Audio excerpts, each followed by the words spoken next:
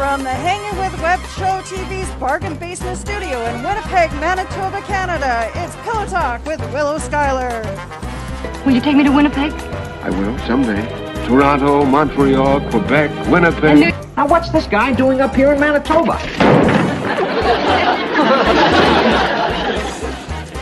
He was holding the map up. Every salvage mission that's been through this system has disappeared. Even those old pirates out at Winnipeg Drift say it's cursed. Cursed. Winnipeg's got a great ballet. Have a good time, I swear to God. Sweet guinea pig of Winnipeg! They've taken over our company! Balderdash! I never agreed to that! I should have stayed in Winnipeg, you know? I had a nice gallery, 3 paintings on the wall. Are you kidding? And you look back. Born home, Quebec. Drafted out of the juniors in the 5th round to the Toronto Maple Leafs. Played for a year with the Leafs, then traded to the Winnipeg Jets, then to Calgary, then to Boston. Wow. So Winnipeg must get pretty cold up there. That's it! Back to Winnipeg!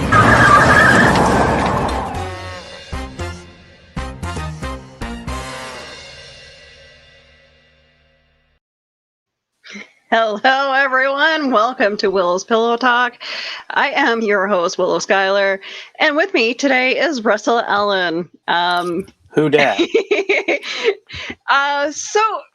is this your second time for the Kickstarter for your comic? For my book, yes. For your book, sorry, yes. Okay. Yeah, so it's the second time around. Yeah, the first time we did a good run at it, but you know, it was a bad time. Christmas, Thanksgiving, plus everybody was hurting financially, so it is what it is. But you did really good this time around, which is fantastic. I apologize. This is going to be all in Canadian funds, so this is going to look weird on your end. Well, it'll look like a lot more, right?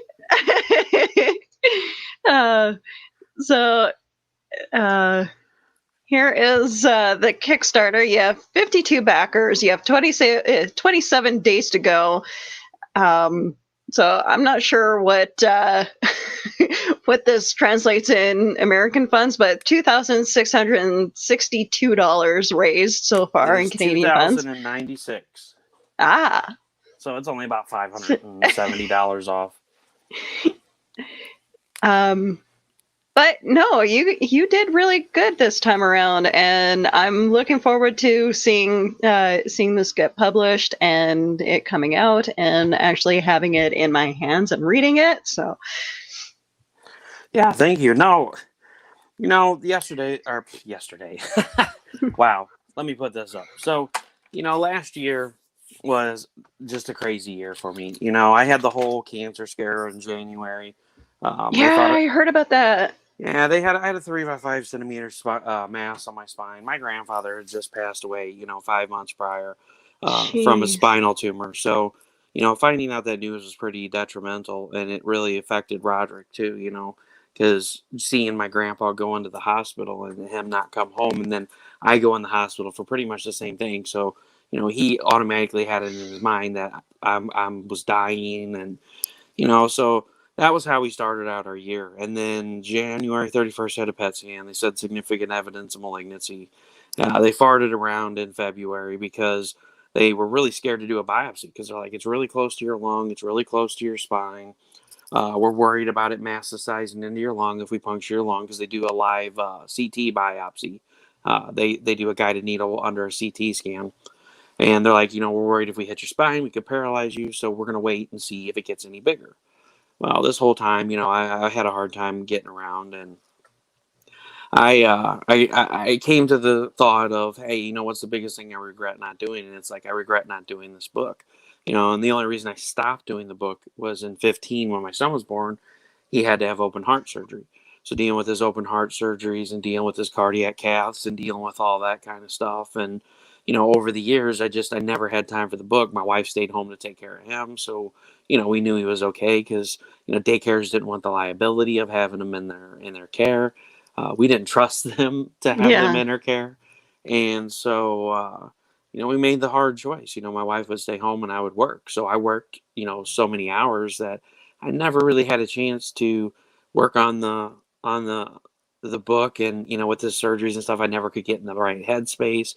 It was a real mind jumble having all that stuff happen. Yeah. So, I was like, I really regret not doing the book. I love the book. And, if I'm going to do something, I want my last thing to be, I kicked ass on my way out. And so I started Russ Explode Studios, and I started commissioning artists, and I got the book out of cold storage because I started writing it in 2010. So I like to use the joke that I get it out of cold storage. It sounds funny. And so, I got it out, and I was like, this book is good, but it can be better. So it's a 900-page novel. I broke it into 3 parts, and I did a major rewrite on book 1. And I'm like, this book was really good, but it can be better. Now I have that relationship with my kids over the last 5 years, 6 years now with Roderick. So I know, as the way that Raziel interacts with his kids in the book, it wasn't genuine. I changed that. Now it's genuine. The kids use the language that my kids use with me. And I use that to make it more realistic, make the characters more believable, and, really drive home empathizing with the character, making it realistic. Yeah. And so I commissioned all these artists, and I'm like, we're doing this. I did find out finally in September. So March, I was supposed to go in and have a CT scan. They were going to monitor the size of it. I had gone back to work because, I ran out of FMLA. You can't pay bills with air. So Yeah. I told my wife, I was like, I'm just going to have to suffer through, and I'm going to have to work. So my 3rd day back on my way home, a lady ran a red light and hit me, told my car. The airbag snapped my wrist back to my arm, and I had burns up my arm. And so I kind of stopped doing the book for a little while because don't let anybody ever tell you, oh, do speech to type. Yeah, I wanted to throw my computer across the room. I'm like, I would say the, and it'd be like, duh, or just stupid stuff. And it's like, I speak clear enough for you, computer. I'm gonna punch you in the face if I could. If you had one, if you had a face, I would punch you in it right now. And so I was like, whatever. We'll put the book on hold for a little while. So I persevered. I stayed on it. Even though I had all this stuff going on, and I used it as fuel, as rage, as fear, the angst, all that stuff. I poured it into the book because Raziel goes through some crazy shit, pardon my language, in his life, and it really shows. And that was one of the things that makes the book really good, is because this isn't just a character. This isn't just a book about a superhuman character that never has any faults and nothing bothers him. You're watching this guy go from a family man. He acquires the suit. This is the origin story that explains how the suit was acquired, why it was made, what it was made for. And it really, shows his transition from a family man to, I'm fighting for my life. I need to get back to my family. Does my family even still exist? Does the Earth still even exist? This attack happens while he's on the space station, and the space station is destroyed. An anomaly takes place, and he ends up somewhere that he has no idea where he's at. There's nowhere known on any known star charts. And so this is his struggles and his battles, him fighting for his life, him fighting to make it back to Earth. And there's little subtle hints throughout the book. Like, he's sitting in a chunk of the space station that was pulled through the anomaly with him, and he pulls out a picture of his wife and kids.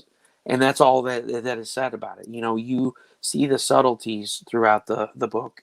It switches at one point and goes to the wife and kids' standpoint. And it follows what's happening behind the scenes to kind of break up the monotony of the book and explain their story behind the scenes. So once he gets sucked through the anomaly, it switches over to his wife and kids, and you just get to see a glimpse of them, going to the funeral, and how the kids feel, and I used the way Roderick reacted to the fact that he thought I was dying as the way I worded how the kids felt about Raziel being gone. Yeah. So you really get the empathy on both sides. And then once that chapter ends, it goes back to Raziel, and it starts a story of, once this anomaly happens, what happens to him. And I don't really want to get into too much more of the story, but this is where Wyvernite comes in, which is the dragon that you see in some of the pictures. And that Wyvernite was a new addition. That was a complete rewrite. I rewrote the whole. I was probably like 90. Everything after 90 pages was a complete rewrite. Okay. Everything before that, it had a rewrite, but everything after 90 pages, I just deleted all of it and started over. So book As 2, writers do, I've done it with several of my own stories too, where it's like I'll come up with something in the middle of writing, and it's like now I have to change everything. yeah, and so the story's written, and people have asked, when can we expect book 2? When can we expect book 3? I mean, 2 and 3 are done in the old story. So I'm still going to follow the same storyline. It's going to be the same things that happen, but now there's new additions, there's new people, there's the difference in emotion with the character, and all that needs to be fine-tuned. So I'm going to use the bare bone structure of book 2 and book 3 from the 900-page novel, and I'm going to reconstruct it and, rewrite book 2. So I'm thinking possibly, the book could be done by fall. It's all dependent on how often I can afford the commissions, because in 2020 everybody had it rough. I've been a person who tries to help out. I share artist stuff out there. I try to get them more work and show off their stuff. I'm a huge advocate for artists and creators. I do my own show in Russel Explode Studios, and so I was like, I never meant for it to be an illustrated novel, and I'm like, you know what? These artists are struggling for work. There's no cons. Do you want to do a commission for me? And I went through the list of people that I knew really well, some that I didn't know very well. And I'm like, hey, do you want to do a commission for this book? And, I want to bring more work to you. But I also, during this time that we don't know if cons are going to reopen again, I want to put your work in another format that people don't normally see it in. I mean, you're a comic book artist and your work is phenomenal. If I put it in a book, what if another author reads that and sees that piece and goes, wow, Wendy does awesome piece of art. I want her to do a cover for me. Or Chris McJunkin, or Steph Wilson, or David Fawd, or David Harrigan, any of the artists that are in there. So I was like, this is a great way not only to help feed their families, but to get their name out there and be a bigger advocate for their work by putting it in a new medium. And also it would bridge some of their customers that would say, hey, I'm a Steph Wilson completionist. Oh, he's got a piece in this book. I'll pick up a copy of it because I want the artwork that's in it. And then in the hopes that maybe these people too would read it and go, holy shit, this is really good. I want to read. I want to know what happens next. So it was a win for both of us. And so I was like, this would be awesome. It'll help, raise the bar a little bit with the book, get some notoriety behind it. And then I sent it to Brian K. Morris. Brian K. Morris was like, all right, I'll check it out. I'm really busy because we had a show with Indie Event last year.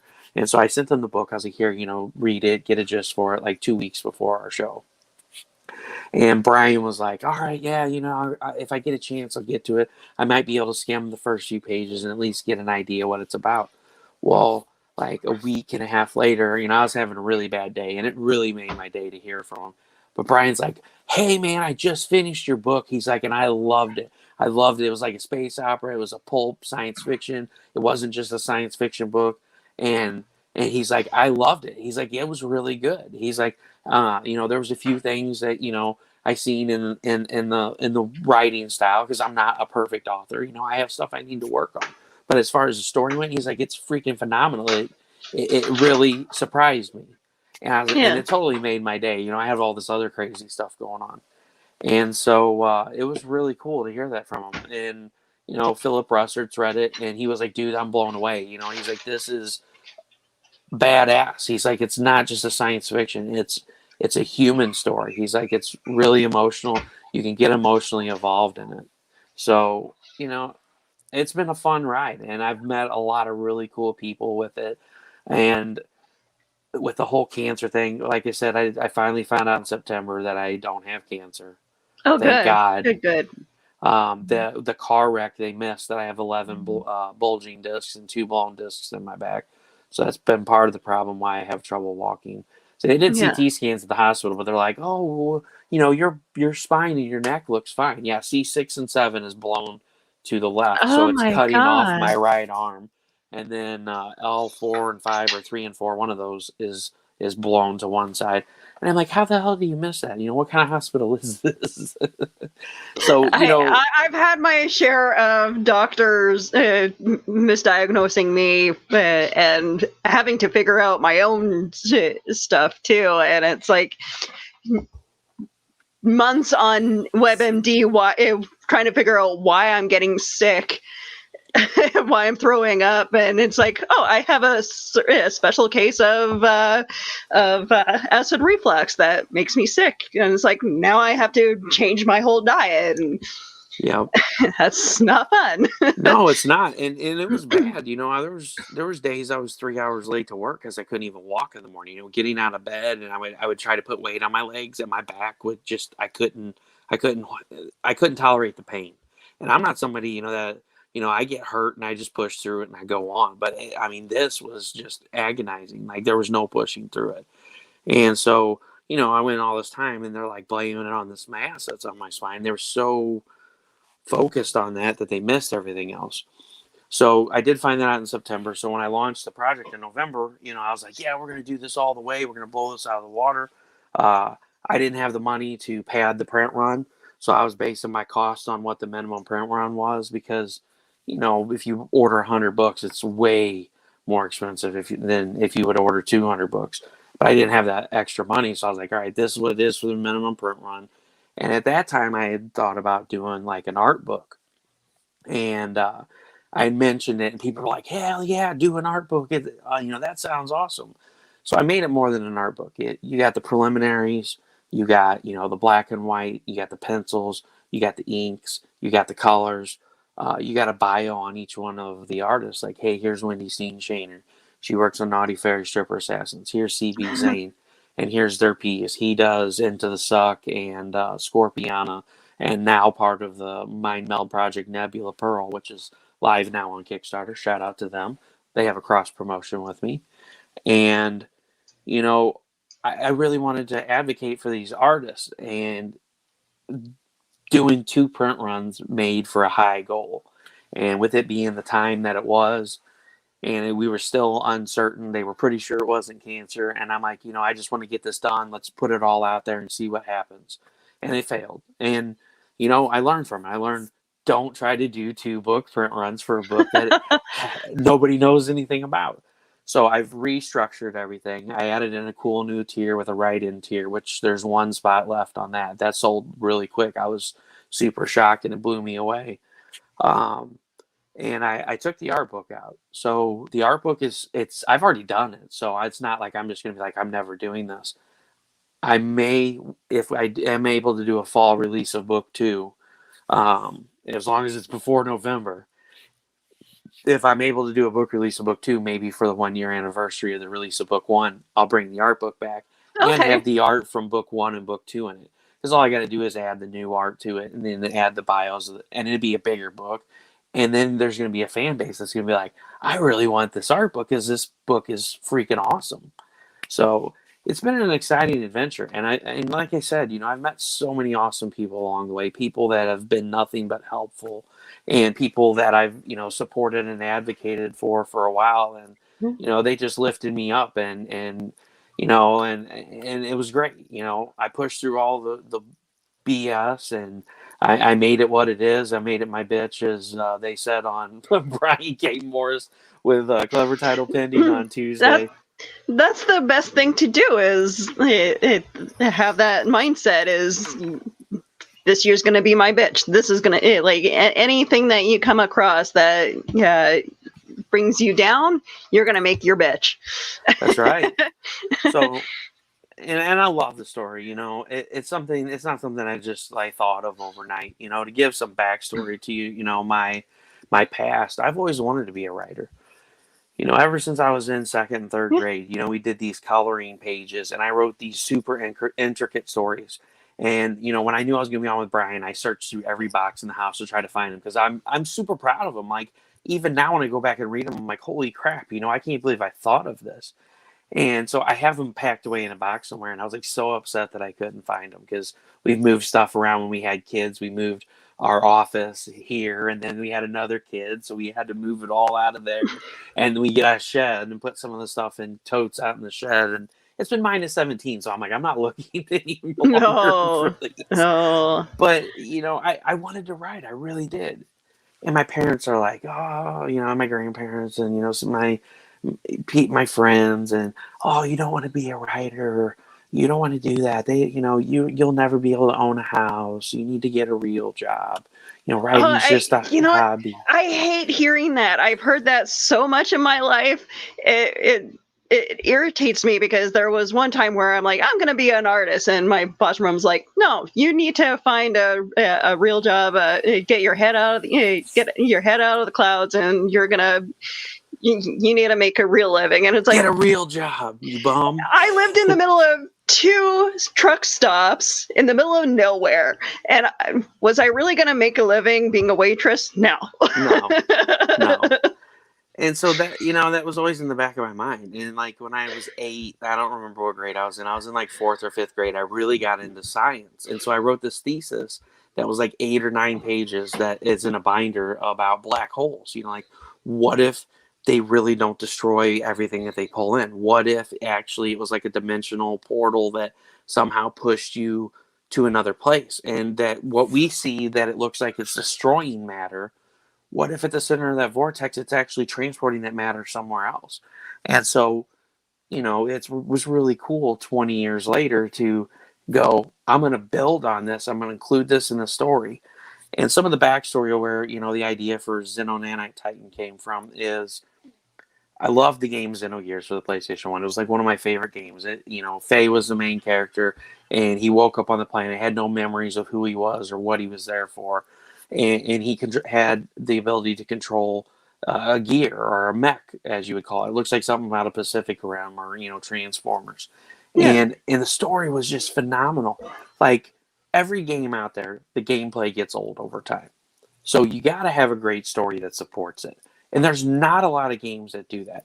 It's like, it's repetition. It's like, yeah, it's fun to play this game for a while, but the story sucks. Now I'm bored with it. But that game never got boring. It was like 140 hours I put into it.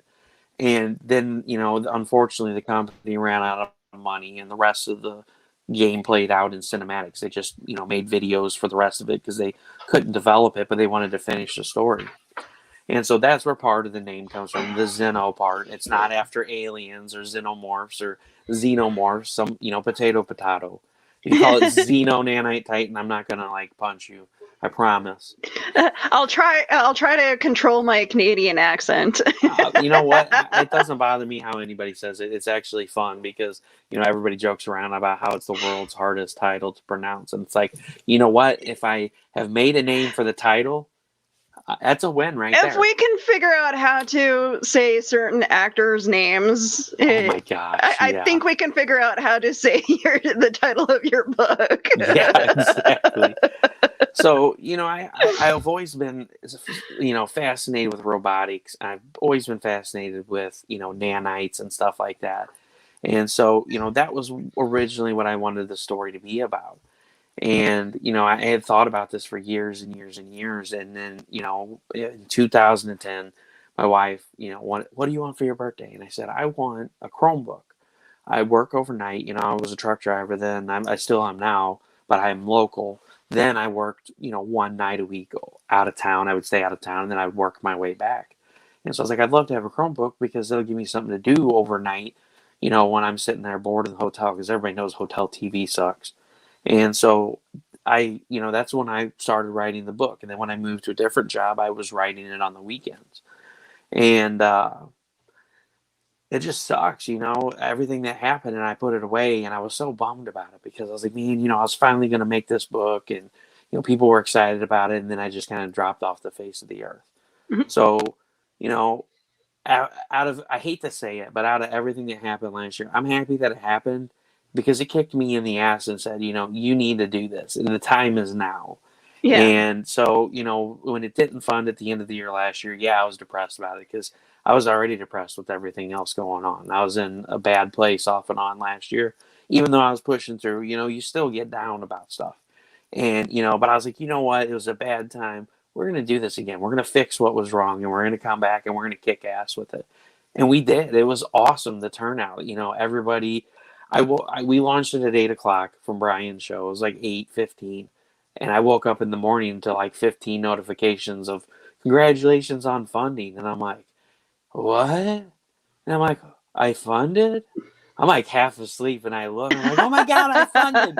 My wife's like, stop jumping on the bed. I'm like, I funded. I'm like, oh my God, the book's coming to life. That has got to be the greatest feeling, though, is waking up to all those comments and seeing like the money roll in and realizing that the community that you're a part of really is that supportive. It was humbling. It was absolutely humbling. It is a roller coaster of emotions because this is very important to me. Like this is something that was really big for me, and I want to get the story out there in people's hands. I just want people to read it. I want to talk to them about it. If I could print it for free, I would. If it didn't cost anything, I would just print it and be like, here, have this. But I'm old school. I like print books as much as I love people sending me digital copies to do reviews on my review shows on Saturdays. I don't mind that. But if I like a book, I like having a paper copy. Digital stuff, yes. I just don't like digital. I'm the same way. Somebody's always the ringleader of your material. Just like on the PlayStation. You buy these online games, like what's the Cyberpunk 2077. PlayStation Store pulled that second day. I don't even think it's still available on the PlayStation Store. They pulled it. And they're like, if you want your money back, you can get your money back. If you don't, then, you can still have it. But, there's a lot of games that came out for the PlayStation 3 or even the PlayStation 3 itself. It was backwards compatible when it came out. And then they released a software update that nixed you being able to have backwards capability. And it also nixed the opportunity to run your own OS on there.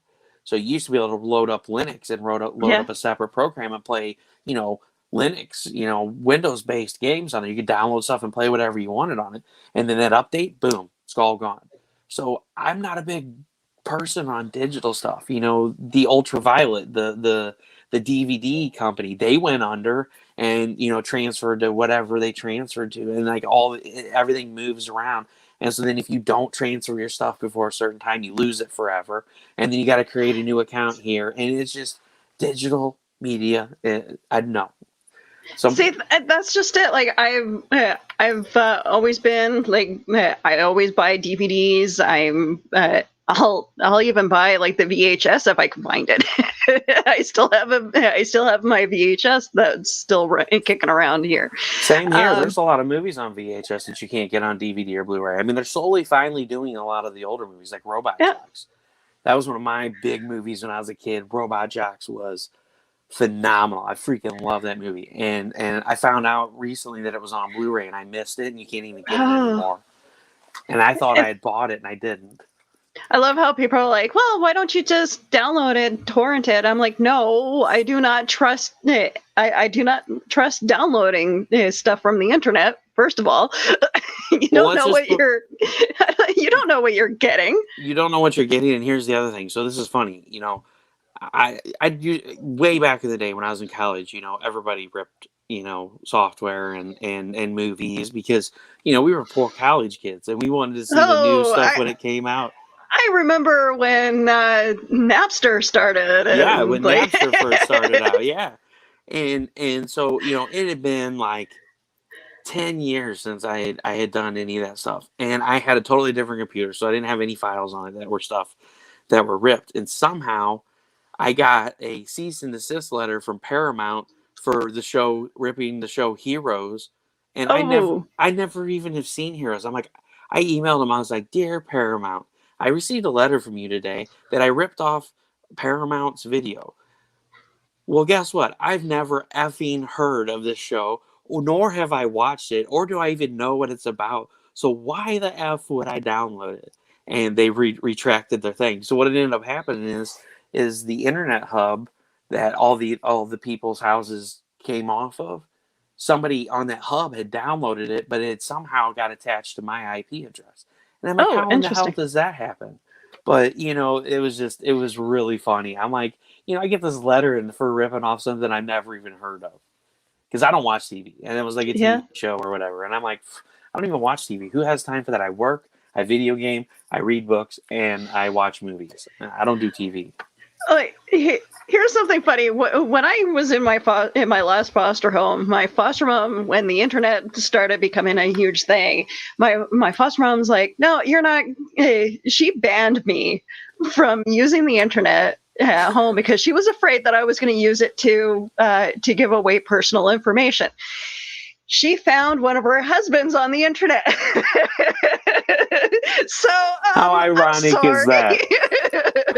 Who's the one who gave out personal information? That's hilarious. You're not allowed to do this. Oh, by the way, I met this guy on there and I'm marrying him. Right? So that made me laugh, and like basically all I would use the internet for was talking to people who are fans of Resident Evil in the chat rooms. Resident Evil is awesome. It was a great game. Like, it still is a great game. They've redone them. They've redone them in classics on the PS4. Yeah. I haven't played them, but I've seen the graphics, and I'm like, holy crap, these look good. I have the original game, and then I have the remakes. I was in the middle of playing Resident Evil 2, and I got to the Tyrant. And yeah. I'm just like, they changed it. I can't do this right now. What I always loved was 3 when you played Nemesis. It was like one of the greatest games. And if you had the grenade launcher, you could kill him with one hit with the grenade launcher. But any other part of the game, if you had the grenade launcher in one of the cutscenes and you hit him with it, it did no damage to him whatsoever. Yeah. And it's one of the biggest things that always gets brought up in the forums is how funny is it? You can one hit kill him at the end of the game, but any other part of the game, he's invincible. No matter what you shoot him with, you can't kill him. And it's hilarious. Well, it's funny because here I am playing the first scenario in the remake of Resident Evil 2 and meet up with the Tyrant. I'm just like, this is not supposed to happen. You get so used to with the game being one way. Yep. And then of course they throw in the wrench there, and it's like, wow, okay, totally different. Yeah, I should probably get to the comments before people start getting angry at me. But hello, GW, good to see you. Garrett, Ted, good to see you. Yeah, sorry guys, I don't have it on another screen, so I can't see your comments. I'm bringing it up now. So Ryan is asking, what is your favorite 80s movie? Oh yeah, I mean, I would have to say, man, that's a tough one. I really love Willow and Big Trouble in Little China. I mean, oh yes, those were like my movies growing up as a kid. Those are the ones that I was raised on. Star Wars, Big Trouble in Little China, Willow. Oh man, there were so many of them, and Conan, Masters of the Universe. All of that stuff that came out in the 80s and the early 90s. That was my forte right there. I was all over that. The 80s probably had some of the most the best action films. The 90s too, but the 90s kind of went a little bit cheesy with a lot of their action films. But of course, I was a huge fan of Bruce Willis, so Die Hard. The cheesiness is the best part of it, though, Willow. Some of these action movies, a lot of these action movies nowadays have lost the cheesy factor. It's all about the explosions and the bullets and the guns, and it's over the top, stuff like that, which I don't mind. It is Russel Explode Studios. I love seeing stuff explode, but I miss the cheesiness, and that's what's so great about going. I mean, if you go through my movie collection, it's probably all 80s and 90s and a few early 2000s, and of course I've got all the Marvel movies and Resident Evil and stuff along those lines. John Wick. Constantine. John Wick's awesome. John Wick is amazing. I saw them in theater, and I'm just like, I fell in love with the visual art of John Wick, the third John Wick too. It was just the visual of everything, and the fight scenes were amazing. I love it. That's my favorite part. With the pencil. And so, Robot Jocks. I don't know if I think that may still be considered an '80s movie. I don't remember. It may have been released in '90. That was my favorite movie of all time. I mean, I freaking love that. And to answer your second question, Ryan, I may get lynched for this. Although I do like the kaiju movies, I don't really care for Justice League. I've never been a huge DC fan. I do watch it. I've watched the Superman movies and the Batman movies, and I like them. I never get pumped for them. But Mortal Kombat, I am so over the top excited about that. I love the original movies. As cheesy as they were really freaking good. And my man, Sub-Zero, in the freaking trailer with the fatalities, the Red Band trailer that came out this week, like 10 minutes after it got released, I'm like putting it on my big screen TV. I'm on YouTube. I'm like, oh my gosh, I was like a little... Oh man, I was giggling. I was like, oh man, I can't wait. And it was awesome seeing the backstory, of Scorpion. And then later on, it actually comes out of his wrist. You know what I mean? And then earlier in the scenes, it shows him just using the rope and throwing the spear. And it was just the rope wrapped around his arm. And then to see the progress through the trailer when they went from being clothed and basic powers to now this guy is like a freaking full-on ninja. And, he's got the spears coming out of his wrist. And I love Mortal Kombat. And that's one of the best parts of the fighting games, the newer ones, is the backstories they gave the characters, about Scorpion and Sub-Zero being foes because, Scorpion's family was killed by, our Sub-Zero's family was killed by Scorpion. And so that's the only reason why Sub-Zero wants in the tournament is to get revenge on Scorpion. So, of course, when the movie showed them facing off, and Sub-Zero getting speared, and then Sub-Zero smashed his fist through him, and then threw up the ice wall, and then threw him through it. Dude, I was like, had goosebumps and chills down my spine. I'm like, yes, the Mortal Kombat we've always wanted. So I don't mean to geek out on it, but totally by all Mortal means, Totally absolutely geek Mortal out. Kombat, 100% Mortal Kombat. So I think that fully answers your question. Right? I'm, you know what? Like I like the Godzilla films. I like my science teacher in high school was a huge Godzilla fan, and anytime that we had a test, he would bring the TV in, and then as soon as we were done, we'd watch a Godzilla film, which was great for me because here I am, just like I'm in my element there. And then he would tell us about his magazine that he wrote for and all that, and I'm just like, all the girls are like, "Oh, this is so boring." I'm like, "Shut up." Yeah, and that's the time that I love is the '80s. When Brian read my book, he's like, this really reminds me of the Robert Heinlein books and Isaac Asimov and, the older style science fiction, pulp fiction, space opera style books. He's like, I absolutely love it. Well, not a lot of people write like that anymore. And I'm like, but that's what I like. I love the cheesy, this takes place in the not so far future from now. It takes place 6 years from now. Well, 5 years from now. It takes place around 2026 to where one of the updates that I made to it is there was a plague that plagued the earth. And that's why, so to give a little backstory to the nanites are being designed as a way to curb the need for medical attention. So there was a plague that ravaged the earth and they were low on resources. People were dying. There really wasn't any cures. People were dying of cancer because everybody had lost their jobs and was poor. So then here we are, 5 years later when I picked the book up, COVID has happened. And so I changed it. I added COVID-19 in there as the virus. And that way it made it a little more realistic. So this takes place 6 years past now.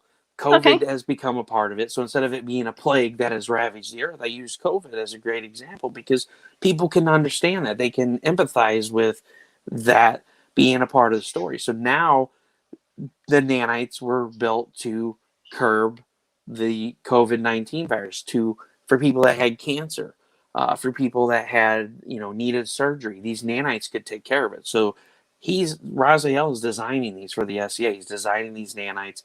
They're never meant to be weaponized. and they're meant for internal use for civilians. All civilians are going to get it. And, of course, they were going to capitalize on it probably over time. But this signal comes in, and he gets called off a leave. He just gets home from working on the space station Hermes outside of Neptune. He gets home, and he's home for a few days, and they call him back. There's a signal they intercept. And so they're like, we need you to come back. And they don't tell him why. So the opening of the book and the prologue is him telling his family goodbye, giving them hugs and kisses, getting in a taxi and going to the space station, or wow, brain fart, the shuttle facility that they take to Hermes. So he gets on a ship, and it kind of introduces some of his co-workers and stuff, and then they blast off for Hermes. So chapter 1 actually starts out there on the space station. He's working on the nanites. They've had a problem with keeping the power source to where they would be safe for human use. And so then all of a sudden they're like, hey, we've got the signal. We think it's alien. We discovered this probe. It transmitted a signal to this planet way here out in the cosmos. We traced it. Based on our technology, we think they could be here in a month. And so now they're pushing, hey, let's take this nanite technology and weaponize it. And not only to where you're superhuman because they can heal you, but now you're going to have an external nanite suit that is super badass. So they give them these new elements to work with. Magnesium is what the suit's created out of. Okay. And that's also what Xenonanite Titan's weapon is made out of. So if you go through the art and you look at the different pieces, you're like, okay, in this piece he has a sword. In this piece he has an axe. Oh, in this piece he has a pike. In this piece, he has a scimitar. His weapon is able to change at his command. So it's made out of nanite. So it's able to reconfigure itself in anything that he can envision in his mind. That way, it creates a perfect soldier because you can change your weapon to your needs instantly. And so that's why you see a variation of his weapon. It's not because, people were just like, well, I want to do it with an axe. It's because literally throughout the story, his weapon evolves into different things due to its needs. You kind of have like a Green Lantern spin on it. A little bit, yeah. But it's also made out of magnesium. And the difference is the magnesium sword can be superheated. And it's the only thing that can cut through Raziel's suit. Okay. So they only have enough of it. Once the space station is destroyed, the rest of their cargo of the magnesium is destroyed. So his suit is the only one that ends up being created. So like I said, there's this accident that happens that they come under attack. And the story doesn't really explain it. It leaves it open. Is it the aliens? Is it somebody that wants to steal the technology? You don't really know. And, that's where kind of the mystery comes in. That's awesome. I look forward to reading that. Hi, Teresa. Good to see you. Hey, thanks Teresa, for stopping thanks by. for joining in. Everyone go get Teresa's poetry expression. Yes. So what all inspired you to create your character? Like what was there a certain character that really inspired you, or just a combination? No, I really didn't have a character that inspired it. I just based it off of what I had in my head. Raziel's just a family man. Okay. And you see the transition. This book, the origin story is about his transition of being this family man, and then now he's thrown onto a planet. You don't know where he is. He's forced to fight for his life. He's not a soldier. And, he's not only forced to fight for his life, but he's forced to find a way to get off this planet, get people to know where he's at and come rescue him. Or is there even anybody still to rescue him? I mean, there's a lot of what ifs on this stuff. So there really isn't a basis that, the only thing that I really had inspiration for was the name. I love the name Xenogears. I absolutely, was in awe of the name. I don't know why I was so in love with it. And so I was like, what would be really cool for a nanite suit character? And I was like, Xenonanite Titan. I'm like, that just sounds badass. And that does, and it flows. And so that's what it always was.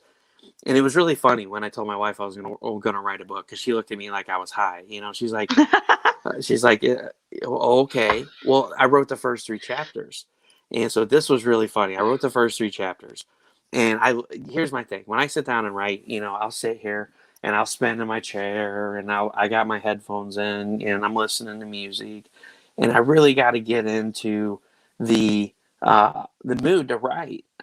Otherwise, I just sit there and I write a few words, and I was like, yeah, I'm not feeling it. So, I sit around for a little bit, and about a half an hour of groove into some, dubstep. Yes, I write to dubstep. Everybody gives me shit about it. It's okay. They're like, how can you listen to that? I listen to country music, so people can kiss my ass if they don't like my kind of music. But people are like, I can't concentrate when dubstep's playing. I don't know how you can write with it. And I'm like, it gets me in the zone, because I'm like, oh yeah, explosions and dubstep and techno. I'm like, so finally it'll be, I get home from work. The kids go to bed around 6:37. I get my shower. We watch TV for a little bit. And then I come downstairs. Then I do my little routine where I get into my writing zone.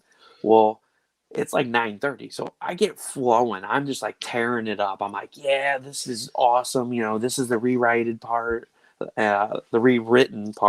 And so hey, Wendy. So I realize it's like 11:30 at night. What's dubstep?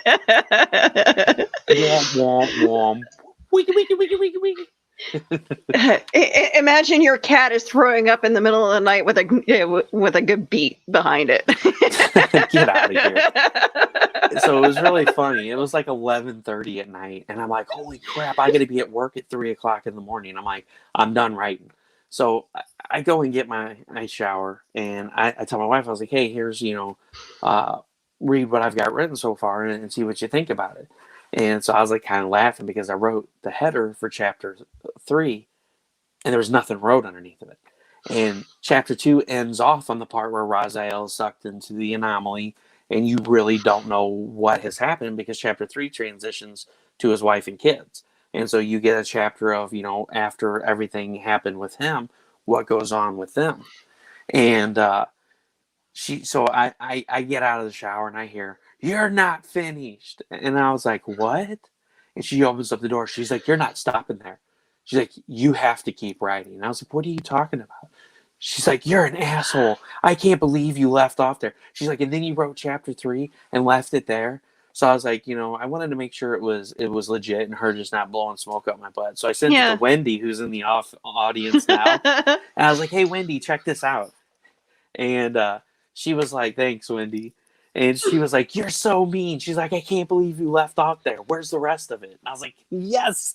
I was like, that's exactly the reaction that I want. So in the last campaign, I had the teaser of, the prologue in chapter 1 and 2 on there.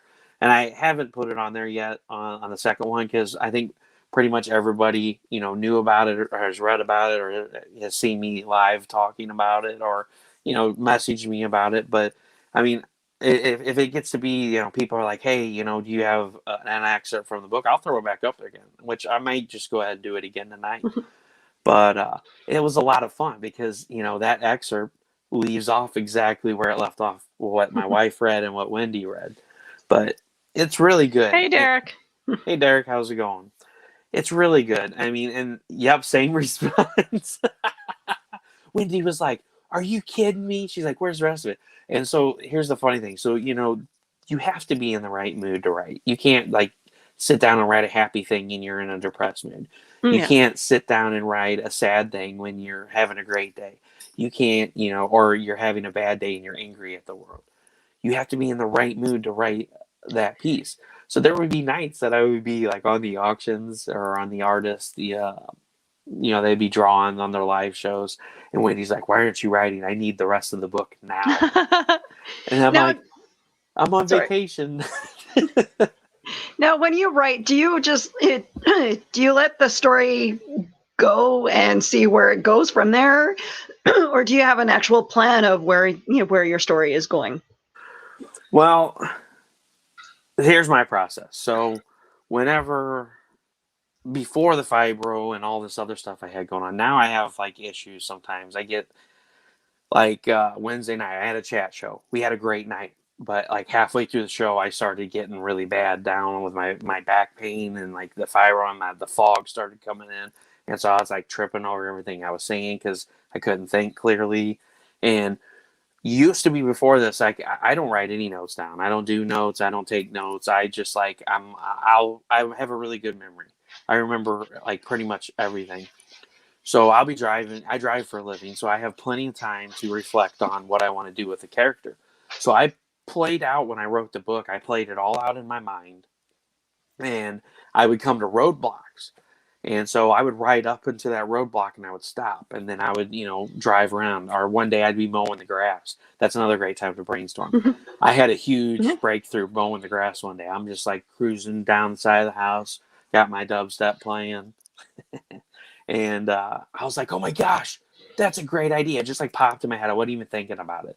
And I was like, that's great. That's going to change everything. That's going to be so awesome. I got to put that in there. So, it's just little subtle things like that. I don't take notes. I sit down and I just write.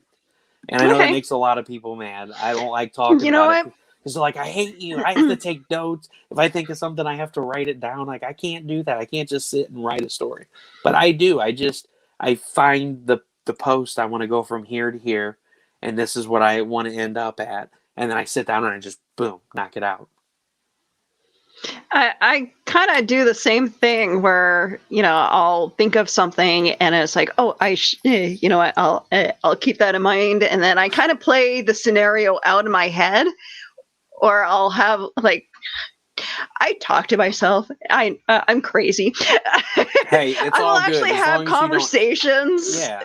Play the characters out where it's like see where the conversation goes. So yeah, that's my process. Well, and that's the thing, being a driver and sitting at places delivering, because I pump motor oil into tanks. I used to haul explosives, and then when in 08 we bought this house. Like literally 2 weeks after we bought the house was when the crash happened in 08 in the U.S. And so the market just like plummeted, and all of the quarries, all of the places that we delivered explosives to and we blasted at went under. And so that was when I transitioned to the driving jobs, because driving jobs were like a dime a dozen. You could make good bank on it. And I ended up getting on with Brinks Armored Security. So for a while, I was an armed courier for Brinks. I worked there from 08 to 2012. So it was no, it wasn't that long. It was 2010-ish, because it was when I got on the other job, but I worked overnights, that I got the Chromebook. So, driving has always kind of been what I've been doing just because it's good money. Well, then, several years ago, that dropped off. The DOT took half of the driving force off of the road. And so now, like, drivers are hard to get. And driving jobs they're like, the jobs are a dime a dozen, not the drivers. So they're like, oh, please, come work for us. So I ended up landing in a pretty good spot with this. But always being a driver, being a courier for Brinks was one of the really good places that I was able to sit and watch people, because that was my job. I'm guarding this guy's life. I need to look at body language. I need to watch how people are moving. Does this person look suspicious? This person isn't here to go shopping at Schnucks right across the street. That he's got something else in mind because we're changing money out at an ATM. That was my job, to watch people for several years. Yeah. And so I learned, body language and movement and conversations between people. And that was always my fun thing too, hanging out with friends. We would be sitting outside and there'd be people walking down the street talking to each other. I would make up like conversations between them and like do South Park voices. It's great. Like I would do South Park voices or something crazy, and they would be like bantering back and forth. And my friends would just be cracking up because they're like, where do you come up with this stuff? And I'm like, deep down inside, there's a writer in here just waiting to break out. Yeah. And it is great. I'm so glad to finally be releasing this book. What's the most exciting thing is this, Willow. My whole life I've had this nagging feeling. I've always had something, I felt something eating away at me every job I've had. I love blowing up stuff, but I always had this nagging feeling. I'm not doing what I want to do. I hate doing this. I hate this job. I hate having set hours. I hate doing this. And then I wrote the book last year. I rewrote it again. And I was like, this is what's been missing all these years. I stopped writing. This is what I was meant to do and what I love to do. And so, now that I've got all this stuff going on, it's a good thing that I can, get into writing these books, because hopefully eventually, I can get this awesome story out there and finish it and work on the comic book series that I end up transferring this into. So this is like the Punisher origin story, where his family gets killed and all the stuff that happens that makes the Punisher who he is. That's what The Fall Before the Rise and the other two books in the trilogy are. They're, why was the suit created? How was it created? What was it created for? Why did he end up with it? What is it capable of doing? And most of all, what happens to Raziel that turns him into from the family man to the man that he is now? And I never originally meant for it to turn into a comic book. It's just I've been working in the comic book industry with advocating for people and pushing their work and helping artists get online and do live drawings and pushing them to put their work out online instead of doing just cons.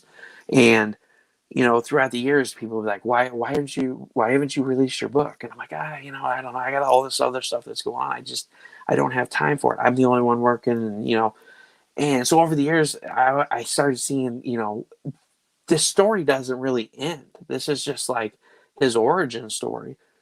I could turn this into a comic book series, do like a 9 or a 10, book series on a comic book, and do a couple of side arcs of some of the other characters in the book that kind of, falter off, and you're like, what happened to this person? It may be explained later on in, a comic book arc, but I won't revisit the prose. The prose, once it's done, it's done.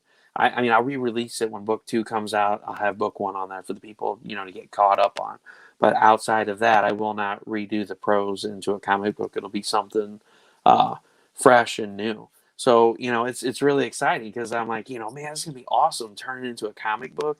And so, yes, that's one of the other things that I wanted to bring up too is, I do have plans to go further once this series is done.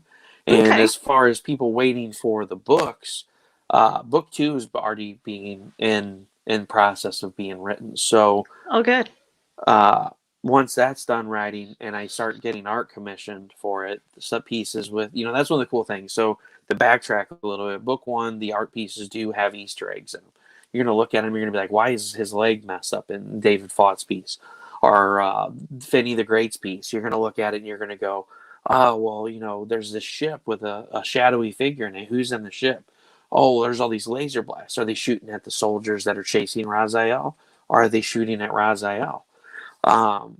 So each one of the pieces, it was really fun working with the artist, because I'm like, I want this in there. I want it to be subtle. I want this and this. And it's all Easter eggs. You're going to look at the art and you're like, the art's awesome. There's really weird stuff going on in here. And then you're going to read the book and you're going to be like, holy crap, that's insane. And then now I understand why this piece is like that. So book 2, I'm going to do the same thing. I'm like, I had a lot of fun working with the artist. The best part is I gave them all the freedom of, I didn't say, hey, I want my character to be drawn like this, and it has to be like this. I said, look, here's the base art for my character. This is the color scheme. The color scheme needs to stay the same. Outside of that, do what you want with it. I want it to be your style. Here's your part of the book. Read this. Turn my words into art. And not all of them I did that with. Like I got Wendy, she read a little bit of it, so she had a good idea of it. But like with Eve's piece, with Wyvernite, I'm like, here's the piece where these two interact. This is what I want. Do it how you see fit, but it needs to be this color scheme.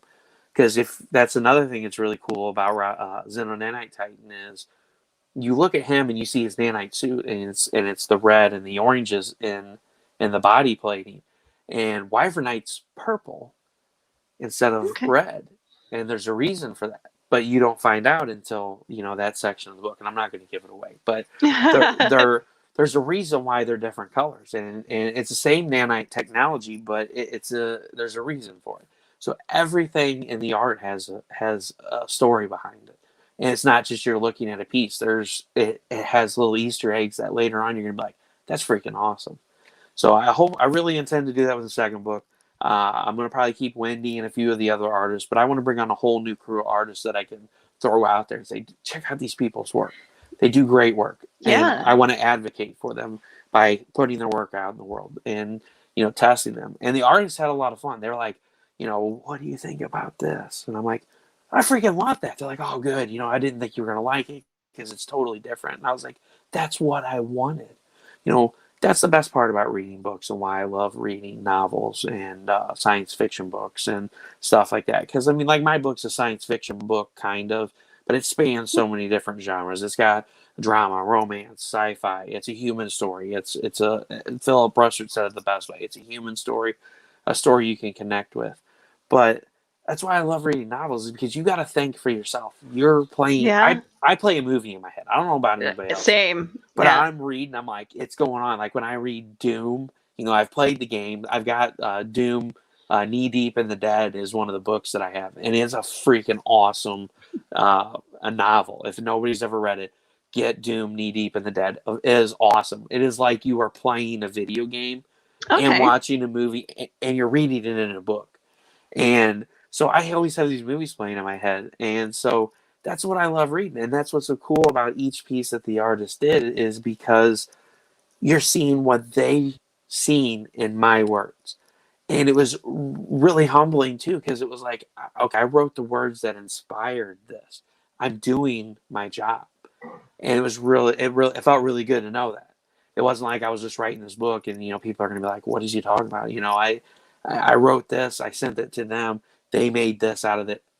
I'm doing my job. And so I loved it. And people may go through the book and they get to an illustration and they go, this really resembles how I see Xenonanite Titan. Or, I don't imagine them anyway like any of these. But it gives you kind of a different takes on the character. And I love that. I absolutely love it. I think it's phenomenal. Oh man, I like to enthrall myself in these kind of characters where I envision their world, I envision the action, everything. Like I will even put myself in as one of the characters fighting alongside them, and like I obsess over over these kind of characters, and I look forward to doing this with your book. Yeah, and he's a fun character, and it's not just him; it's his wife, and it's Natalie and Robert, his kids. I made them the same age as my kids, which I mean they were pretty much when I wrote the book initially, but now that I have kids, I made them the same age just because at this age, this is how they talk, and I can transpose that into the book to where it's like, this is how this age of kid, talks. This is the wordage that they use, the verbiage that they use. And so, that was a lot of fun. And, there's twice in the book that it goes to them. And well, no, actually there's 3 times that the book actually switches over to them. So it doesn't jump all over the place. It's just like you get to a stopping point and then it goes for them, you move on. And then the next chapter comes back to where Raziel is, and it shows what goes on for him. So it definitely is fast paced. It doesn't, dwell on anything. Wendy will attest to that, and that's one of the things she loved about it. It's fast paced. There's a lot of action, and you'll have questions throughout the book. And like my editor, she was like, "Oh, I need to know the answer to this," and then like 2 pages later. Okay. She would go back and erase it. So she left some of those in there just because she's like, I didn't want you to feel like you were always 2 steps ahead of me. She's like, I would write something and then later on you'd answer and I'd be like, dang it. And I'd have to go back and delete it. So we had a good laugh about it. But, it explains everything you need to know. And it explains everything it doesn't explain everything that I don't want you to know at this point. So there's going to be some questions that you're going to be like, okay, I need some more information on this, but it'll all be played out in due time. Excellent. There's a rhyme and a reason to it. So if by chance someone comes up to you and says that they'd be interested in doing like a cartoon or a video game of your character, like, would you allow that, or like would you want to have full full control over that. So here's what I tell everybody. I'm not going to sell out on the book. The only time that I would say, okay, Netflix, you can do a TV show on this, or Bethesda, you can make a game on this, or whoever would want to pick up on it, would be once the series is finished and I'm done with it. Once the origin story's closed and I do, my comic book arcs on the characters, after that, if I don't plan on going back to it, basically is what I'm saying. If I have no plans of going back and redoing or adding another story arc on for the fans, because I'm gonna listen. If you want to, I have a character that you fall in love with, and you're like, what happened behind the scenes, because this character never comes back into fruition throughout the book. I'll go back and I'll be like, all right, I'll either tell you, or if I can write another story arc on it and it be good, then I might turn it into a series, because there may be more people that want to know that. And no, I won't. I'll retain full control of this. I'm not in it for the money. I'm in it because I'm invested in this character. I believe in the story, and it's going to be the way I want to be. That's why I'm self-publishing it. Okay. Everybody's like, I've had a lot of blowback. Why are you doing a Kickstarter for your book? Why don't you go get an agent and go through a publisher? And it's because they can say, oh, I don't like this part of the book. You need to change it. They want to make what's hip right now, because the book's going to sell. People are going to might read it and they may not like it. And I'm okay with that. If they come up to me at a con and say, hey, I read your book, I really hated it, I'm going to ask you why. What can I do to make it better? What didn't you like about it? Was it something that I did, or you just don't like what happened in the story? And those are conversations that I'm willing to have. I'll take constructive criticism. I have no problem with it at all, because it helps me grow as an author. I don't want to ever say, oh, I'm the best that I can be. I never want to get to that point.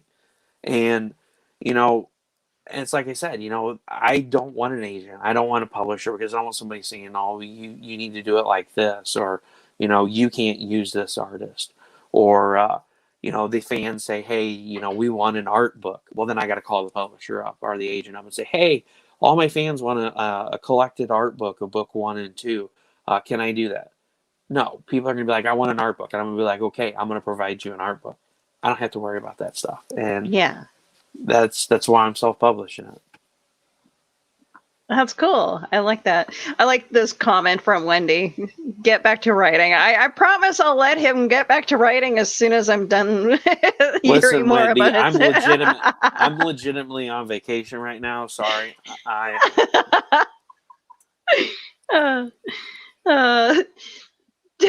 Speaking of vacation, like, do you stop writing purposely while you're on vacation, or do you just always working? I'm on vacation from my job right now, just because I launched Tuesday, and I wanted to have the ability to do some shows and get on and talk about it, answer people's questions and be able to push the project. And with my issues and stuff that I got going on, it's really hard for me to do shows after work.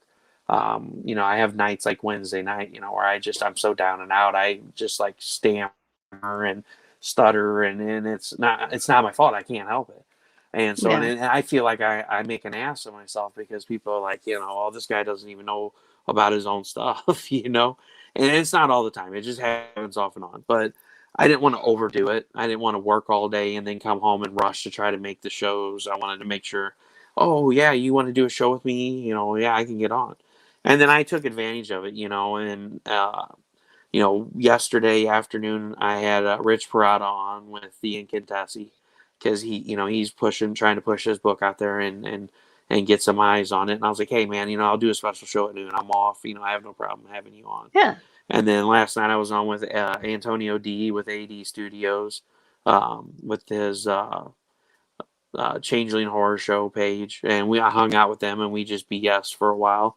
And then today I had Martha Schwartz on with Seed Seekers. She's got probably 36, 35 hours left on her project, and she's right at funded. Okay.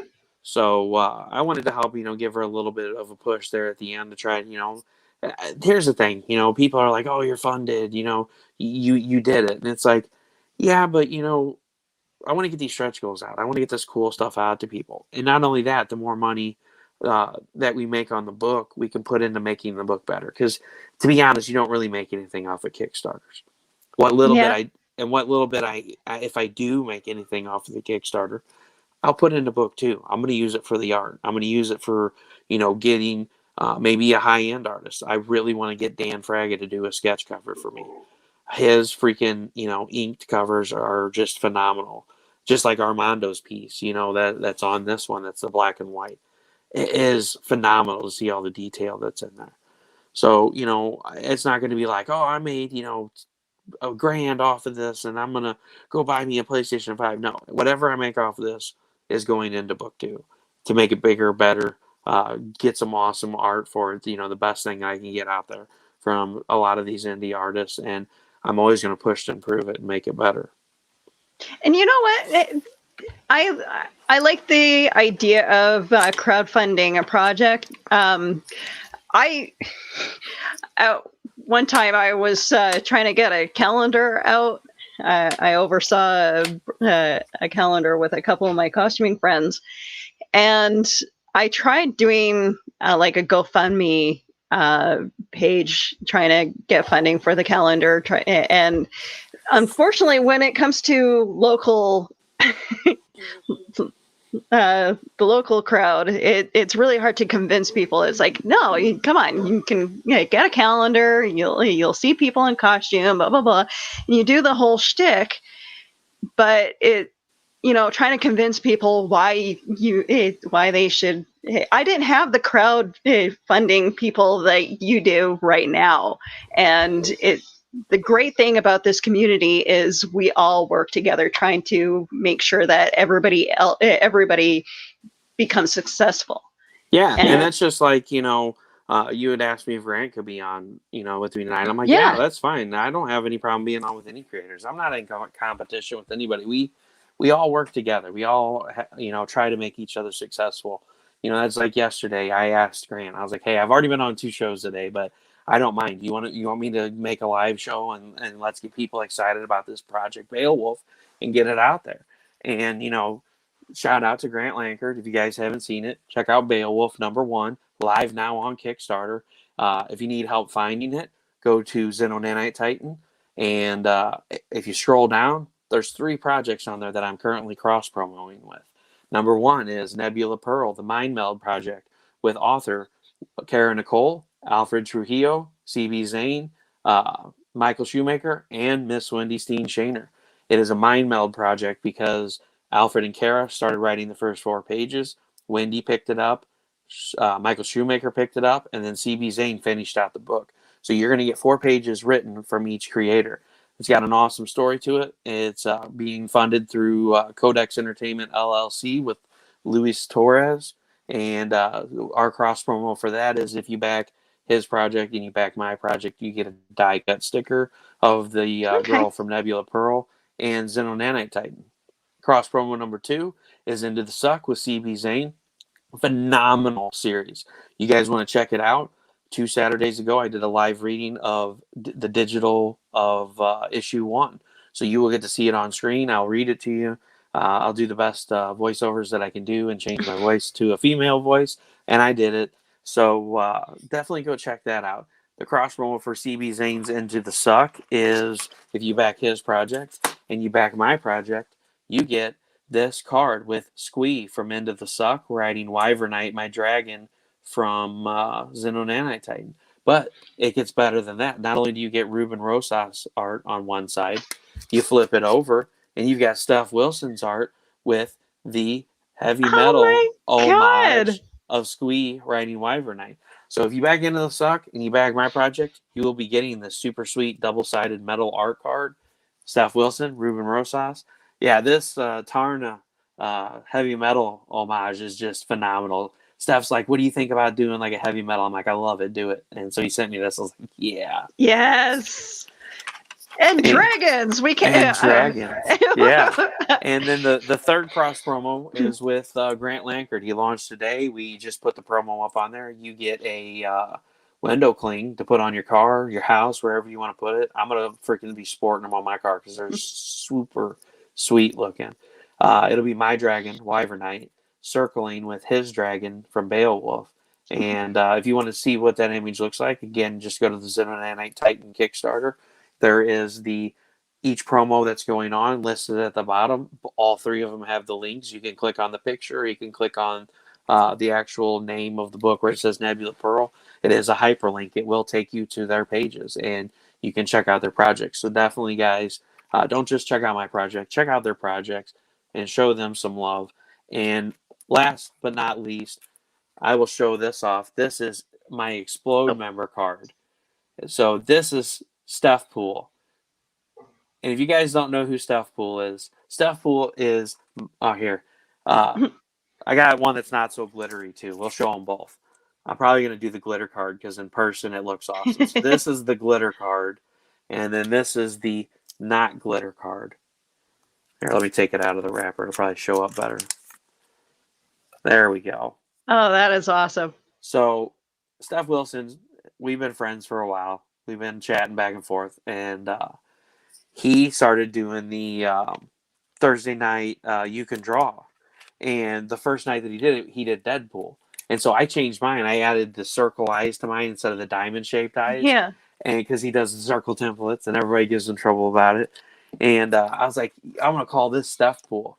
So each week when he draws something, I add Steph Pool into it when we do the You Can Draw segment. So I did a special one for Antonio D, which I'm coloring right now for him. It says, Steph Pool, do you want to take me on a date? And then Steph Pool says, what's your favorite restaurant? PF Changeling. So I thought it was pretty funny. You know, it's crappy art, but it's witty humor. So that's all that matters. And then there's a really funny one. Hold on, let me find this one. So here's the one when Jesse Witchman bought his Samsung TV. And Samsung sent him a defective TV. So he got a hold of him. He's like, I need a new TV. Well, they double charged him. And it was just a whole huge mess. So he was mad at Samsung. So I love it. And so here's Steph Pool. He says, get yourselves a Sony and upgrade to Blu-ray. And then there's a Samsung DVD player with holes shot in it. So, this was his Thursday night You Can Draw. And then, of course, like I said, I add I add Steph Pool in and add my own witty humor. So everybody looks forward to those every week. It's a lot of fun. I bring in Jesse Witchman. I bring in CB Zane. So that was another fun one I did. We drew Mighty Might. Let's see, that's Wile E. Coyote. Where is it? I know you're in here somewhere, Mighty Might. Oh, here it is. Nope, that's not it. Yep, here it is. So I did Might. So Might's his character that he just brought in for the Comic Unity Online Con. And she said, oh, Steph Pool, will you increase my circle template? And Steph Pool says, I don't want none unless you got space buns, hon. So... it's a blast. So that was one of the cool things, that I did with the first campaign. And I offered it again on this campaign. All day one backers got a Steph Pool commission of Steph Pool and whatever character they want. It's going to be crappy drawing, but I'm going to come up with something really funny and really witty. And I'm going to do that for everybody. I think there's 49 people that got in on it. So there's going to be a lot of commissions for me to do. But I want to do it. I really want to do it. I really want people to get something that's personal. Yeah. Oh, that is awesome. I'm excited for all this. Like, you know what? This whole year of doing these shows and meeting you guys has given me a whole new appreciation for the comic book world and writers, and you guys make me geek out every time I meet someone new, and I become a huge fan of your guys' work, and I'm so glad to have you on the show and to show off your work. I really do. I appreciate that. I love having fun. I mean, everybody sees Steph. I banter. Like I made the Valentine's Day cards with him. I'm sure you've seen those. I give Steph a hard time, but Steph always gives me a hard time on his live show, and throughout the week he posts stuff with me in it. And people are like, man, these guys really hate each other. We don't. And that's what's so funny about, this metal art card, because Steph didn't know that I commissioned Ruben to do the other side. And people think they're like mortal enemies because Ruben and Steph are always going round and round. And so I was like, this is going to be hilarious. I'm going to have Steph on one side, or there we go, Steph on one side, and then Ruben on the other. And so it was great when I unveiled the card Ruben made. If you haven't seen the post, look up Ruben Rosas or look on my page and look at the comment that he tagged me in. It was hilarious. He's like, I guess Russell didn't know that we're mortal enemies. He's like, but I'll look past it just this once. And it was just like this whole huge, it's something about Steph, me, and peanut butter and jealous. And it was hilarious. Steph's all like, but yeah, I mean, so if you ever see me posting, Steph Pool and making fun of Steph or CB, or I bring Jesse Witchman in, I did the one with the Jack Links. So we did the, Bigfoot. That was what I was trying to think of. We did the Bigfoot one. And so I added in Steph Pool, and then I photoshopped, I took Jack Links and I put Steph's face on it. And I photoshopped the name to Steph's Links. And that was what was so funny about the Steph Pool cartoon that I drew, because Steph Pool was like, hey, do you want some Steph Links? And he had the bag and it was drawn on there. And so we're constantly always just jazzing on each other. And it's because we're good friends and we love to have fun. And, it stirs up buzz online. People like look at it and they just laugh. And so when Valentine's Day rolled around, it was 2 weeks ago, and we were on Antonio D's show, and I told Marseille, I said, Marseille Phillips, she does cosplay. She did some cosplay for Wendy stuff, and I think you know who she is. Yes. Okay, so we always have this thing where Marseille will message me, and she'll go, what Steph Pool cosplay are we going to do today? And so we were on the Antonio D show, and I was like, hey, you know what? We haven't done a Steph cosplay in a while. She's like, what do you want to do? I'll message you later. So I was like, hey, we should do one of him as Catwoman. And so I played him Catwoman, and then Luis Torres was the Riddler, which is funny. It turns out I didn't know this, but the Riddler is Luis's favorite character. And I tagged him in it on his birthday. And he's like, how did you know that the Riddler was my favorite character? I was like, dude, I didn't. Like, it's just coincidence. And so then I was like, hey, do one is like a crazy lady with the phone. And I was like, do another one that is, something crazy. She's like, well, I got fox ears. She's like, oh, and I got this beehive wig thing. I'm like, do it. Just do it. I like, however absurd it is. Okay, that's what that explains the whole crazy beehive crazy. Yeah, so she cosplayed it, and I Photoshop her out of them, and then I put Steph's face in it. And we've done several of them. So all of the album covers for the Jersey Circler, that's Marseille, her sitting in her car. I took her face out of it and put Steph's face in there. And then there was the other one. I did him as Jack Sparrow from Pirates of the Caribbean. Yeah.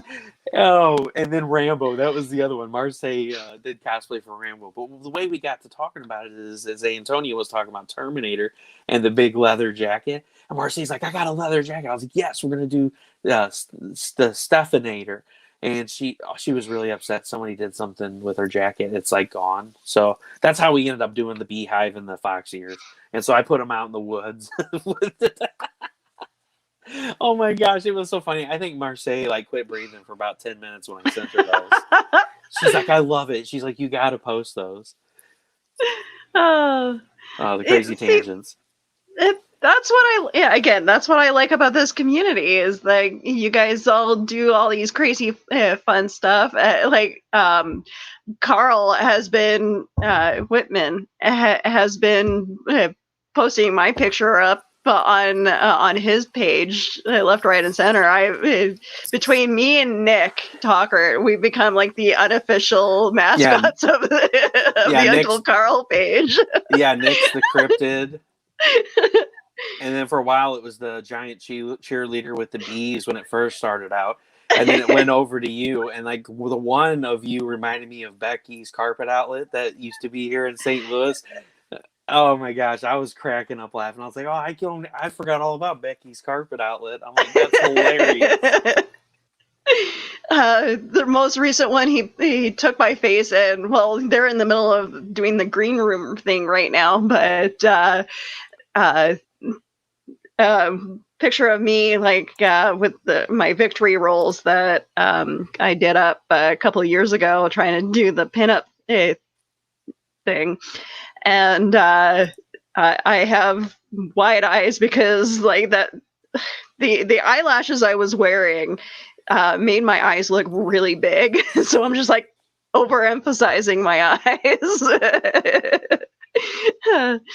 So I'm glad that picture's getting its rounds. and it is. It's a lot of fun. That's like when Brian posted that one picture of him like this, and I put in that what did I put on there? Oh, X-Lax for when you're stopped up, and I posted that on there. I thought Brian was gonna die laughing, and I was like, I don't know how Brian's gonna take this, like, because like we were pretty decent friends at the time, but we really hadn't ever like talked. And that's just me. I love to have fun. Like I'm serious about stuff. I'm serious about the projects, but I love to have fun, and that's what my show revolves around. You know, when I do Russ Explode Studios and I have creators on, we talk about their inspirations, what inspired them to do the book, and you know, we get off on tangents, and the comments get crazy and go off the rails, and I just join in on it because it's so much fun. And before the end of the show, we're all laughing and just, you know. And then later on, like when we had the Nebula Pearl panel on, Michael Shoemaker was joking about how somebody should screenshot because Luis Torres froze up like this. And he's like, somebody should put the Mike Tyson tattoo on him. So immediately after the show was over, I went back to my show and I screenshotted it and I added the tattoo in and I posted it up on there. So, I mean, that's what's fun, you know, jazzing on each other, and having a good time. It keeps the creativity flowing. Yeah. It really does. This is like, what am I going to think of to get him back for this? See, and the funny thing is, Grant even touched on it today, and in Brian's show, where it's like, you know, this year we took a look at ourselves and realized what we really want to do with our lives, and like, do I want to spend the rest of my life working retail? No, not really. I want to be around creative people, positive, creative people. And that's now doing the show. Like I've hummed and hawed for so many years trying to figure out what kind of show I wanted to do. I knew I wanted to do a talk show, but it's like, for some reason I always got scared. It's like, no, because I'm afraid to become a fangirl and be the nerdy fangirl, and then I realized, what's wrong with that? Other geeks, other geeks to geek out with. and exactly. You know, we geeked out about stuff tonight, and that's what's fun about these shows is, you know, you get to the bottom. So here's the thing. This is why the shows are so good. I mean, anybody can go look at the Kickstarter and you can get a gist for, you know, what the project looks like and stuff like that, but you don't really get to meet the creators. You don't really get to know what kind of things the creator's into. You know, like, you know, the question that was asked earlier about, you know, what you know, movie from the 80s was your favorite? Which of these movies would be your favorite? You know, you get to know more about the creator through the things they like, and then there's things that you guys can have in common, and then you grow that relationship. You know, I've had people send me friend requests after being on live shows, and they talk to me like, hey, you know, you talked about this, you know, I really love that game. You know, like when I mentioned Xenogears, I had people message me and be like, man, I love that game. I had that game, and this one was my favorite too. And we started talking about video games, messaging online afterwards, still geeking out after the show. Yeah. And so you don't get that because, you know, even if you go to cons, I mean, here's the thing. You go to a con, the con floor is full. You got people that you're like, I absolutely need to meet this person. I absolutely need to meet this person. And you're walking all over the place because the maps are always wrong because they're like, oh, Jesse Witchman's here. Well, no, he's not. He's way over here because they moved him because this person canceled. And then now this person's there. And, you know, so you spend all day trying to find the people you absolutely want to meet. And sometimes you come across the people like me that'll be standing there and you're like, oh, hey, I didn't know you were here. But the possibility that's low because you spend most of the time looking for the people you really want to go to meet. And I hope to be one of those people eventually that people are like, hey, I want to, you know, meet you in person. And so, you know, doing it online, it's great. People can ask whatever question they want. They don't have to wait in line. They're like the 15th person in line. There's 30 people behind them. You're only going to get like 2 minutes with the creator. They're like, hey, how you doing? You know, oh, I really like your work. Oh, thank you very much. I really appreciate it. What do you want me to sign? Okay, here you go. All right, next. You know, you don't get that one-on-one. So that's why I love trying to push artists to do the live shows so that people can get a chance to ask those questions. They don't have to wait in line and hope that there's nobody else in line to be able to talk to you, because they want to get to know you. You know, people will want to be invested in you before they invest in your project. And that's why I try to get people to go live with me. I'm like, hey, you know, have you thought about going live with the project? No, not really. I'm like, why not? You know, people want to know who you are. And, you know, you can put a little short, funny video on your Kickstarter, but it doesn't really say much about you as a person. And I want to know that. And so, you know, it's really funny. People are always like, you know, you don't do any research on the people that are going to be on your show. I was like, well, I make sure they're like a good person before I have them on. See, that's just it. Like, I very seldom, like, I'll write down a few questions here and there, but quite often it's just like, I'll let you talk, and if I have a question, I'll ask it. Well, and that's the thing, you know, there's a lot of people that go back and watch the replays because, you know, to be honest, there's hundreds of shows going on. Everybody's doing it because everybody's trying to get out there because the cons are canceled. So I want to make sure that when people that aren't there, I ask the questions that they're going to want to ask. And if I do all the research in the world on you and everything you've ever done, I'm not going to ask those questions because I already know the answer to it. And people are like, well, I guess that makes sense. And it's like, yeah, I want to go into the show not knowing anything about you because I'm going to ask all the questions all these other people are going to ask in case they miss the show. That way they can get a chance to know you, know the information they want to know about you. You know, what movies you watched as a kid, what comic book inspired you growing up. For me personally, it was Vampirella. I really got interested in comic books with X-Men and Boof and Indiana Jones. Those were some of the first comic books that I got as a kid. And I didn't really get a whole lot of comic books. And it was probably mid-90s, one of our antique shops up the road was going out of business.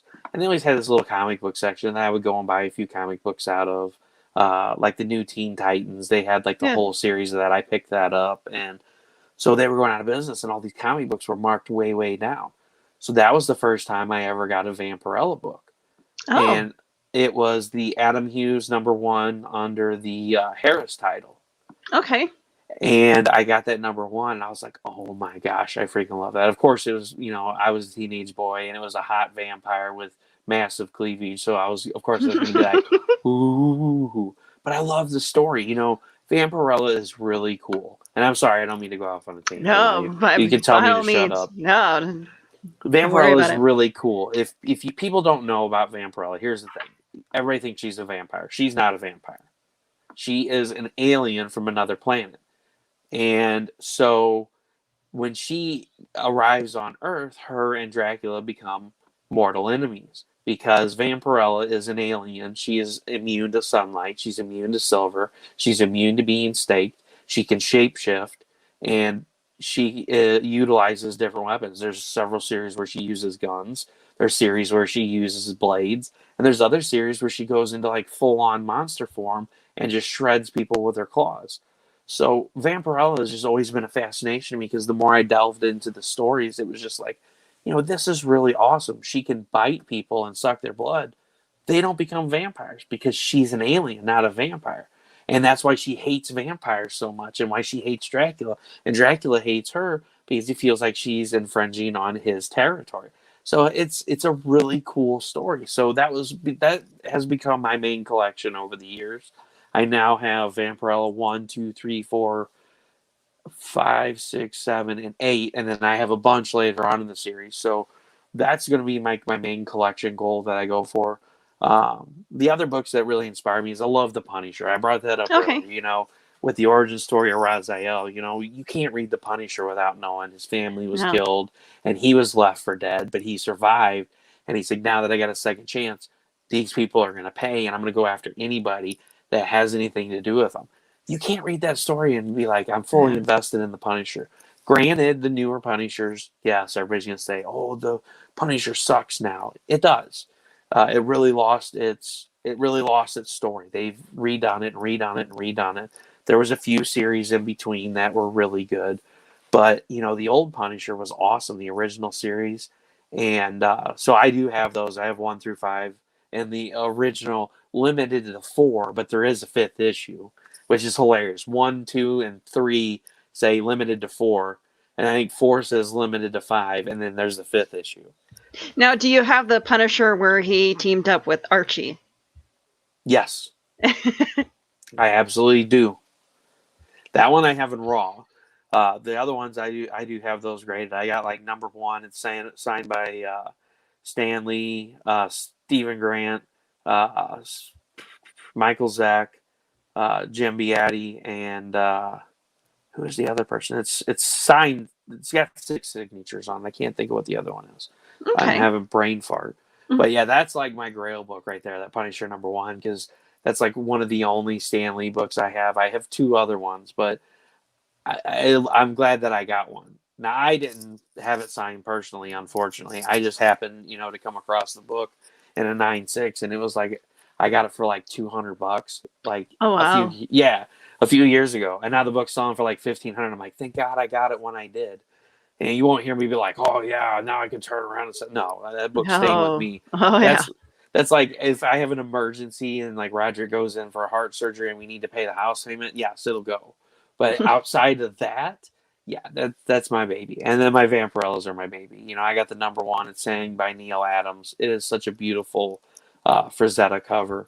And that's one of the nice things. A lot of the early issues of Vampirella have the Frazetta covers on them, and they're just absolutely astounding. I mean, Frazetta's work is amazing. And even later on in the war, after the Warren series and Harris took over, and then of course Dynamite took over, there's been some Frazetta homages that have popped up, or they've reused some of the older art, and they're beautiful. Like, his work was amazing.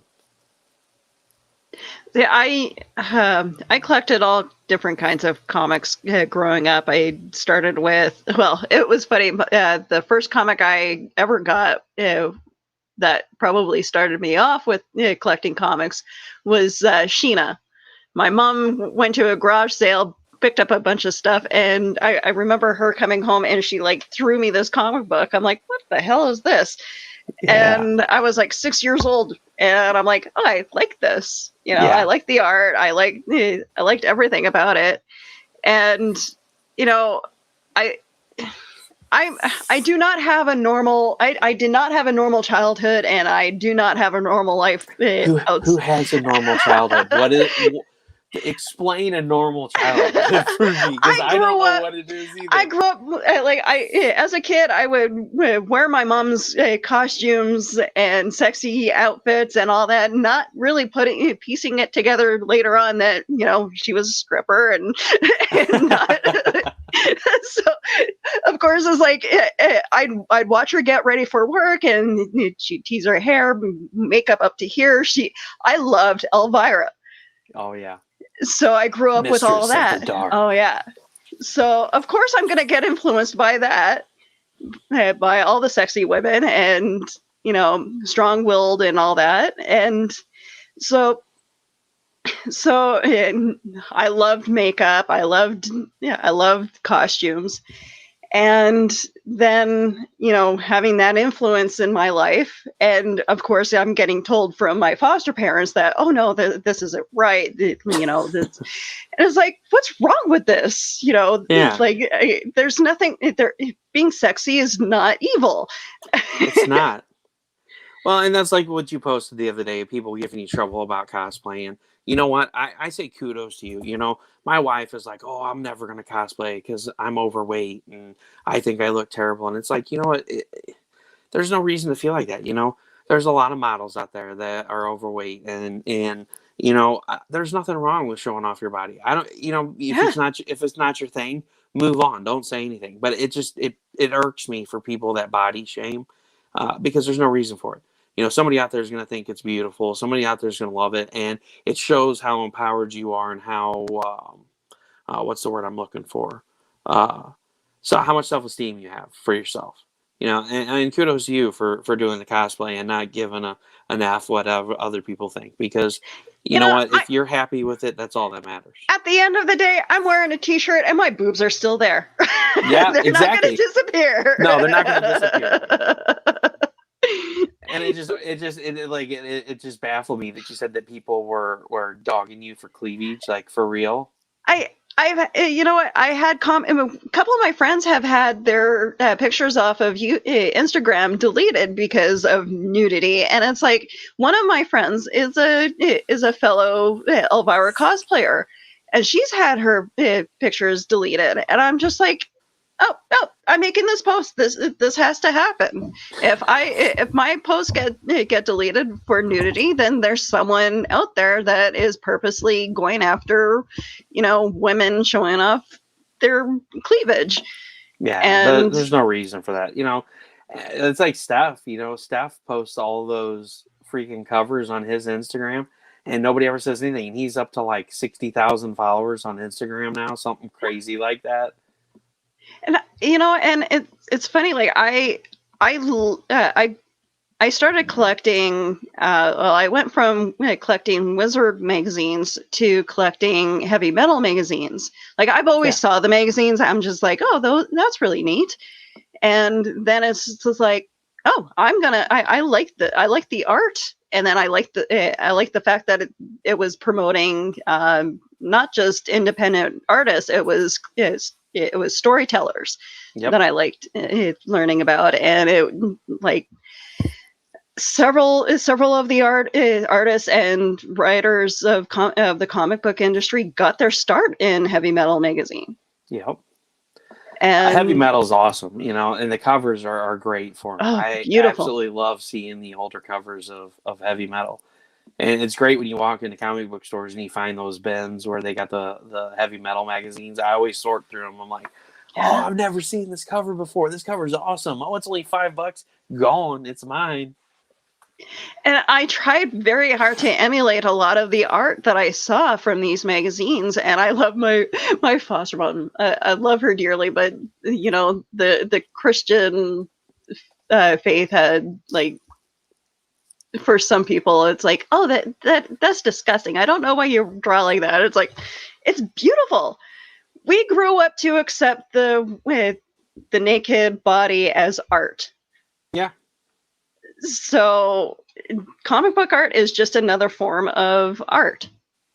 Absolutely. For us to appreciate the naked body. For me, anyway. Well, people overthink it, And that's get this. I seen the most outrageous news story the other day. They were, instead of breastfeeding in the UK, it is now has to be referred to as chest feeding. And I said, are you effing kidding me? I called my wife and told her, I was like, I just seen the most absurd thing. You're never going to believe this. And it's now they have to refer to it as chest feeding, and the milk is referred to as chest milk. And I'm like, what is wrong with you people? Boobs have been over-sexualized, and now we have to change the name just because the word is bad. I'm like, get the out of here, I'm like, it's a source of nourishment for your young. Yeah. And we shouldn't be ashamed to call it what it is, but now we have to call it new. So I'm like, oh, great, pretty soon it's going to make its way over here, and everybody over here, it's going to be a movement. I mean, how do we go from free the tatas to now we're calling it chest milk? I mean, right? What the hell's gone wrong? Like, I don't get it either. Like our world, like, sure, becoming politically correct for some stuff is I'm okay with, but now I think we've gone a little too far. Now it's like we have to make everything PC, and I'm just like, no. It is what it is, but there's a lot of people that probably aren't going to do it. But I found that absolutely just breathtaking. That I'm like, really? Like somebody somewhere was that butthurt that they initiated that from now on it will be referred to this. It's like people that shame and people that breastfeed in public and that shame them and say, oh, they need to go to the bathroom. And it's like, here, let me give you your plate of food and you can go eat in the bathroom. Yeah. And then we'll see how you like about it. The baby people shouldn't have to be forced to do that stuff. And it's ridiculous that, it's the best thing to do for your baby. When we chose to do it with Roderick and Adriana because, with Roderick and his heart condition, she pumped and they gave it to him through his NG tube. that he got. Of course, he wasn't able to eat for the first week because they had him on prostaglandin, and if he would have ate food, it would have rotted his intestines out. But, once he was able to have food, they gave him breast milk because we wanted him to have the antibodies and the strength and everything to make it through the open heart surgery and all that stuff.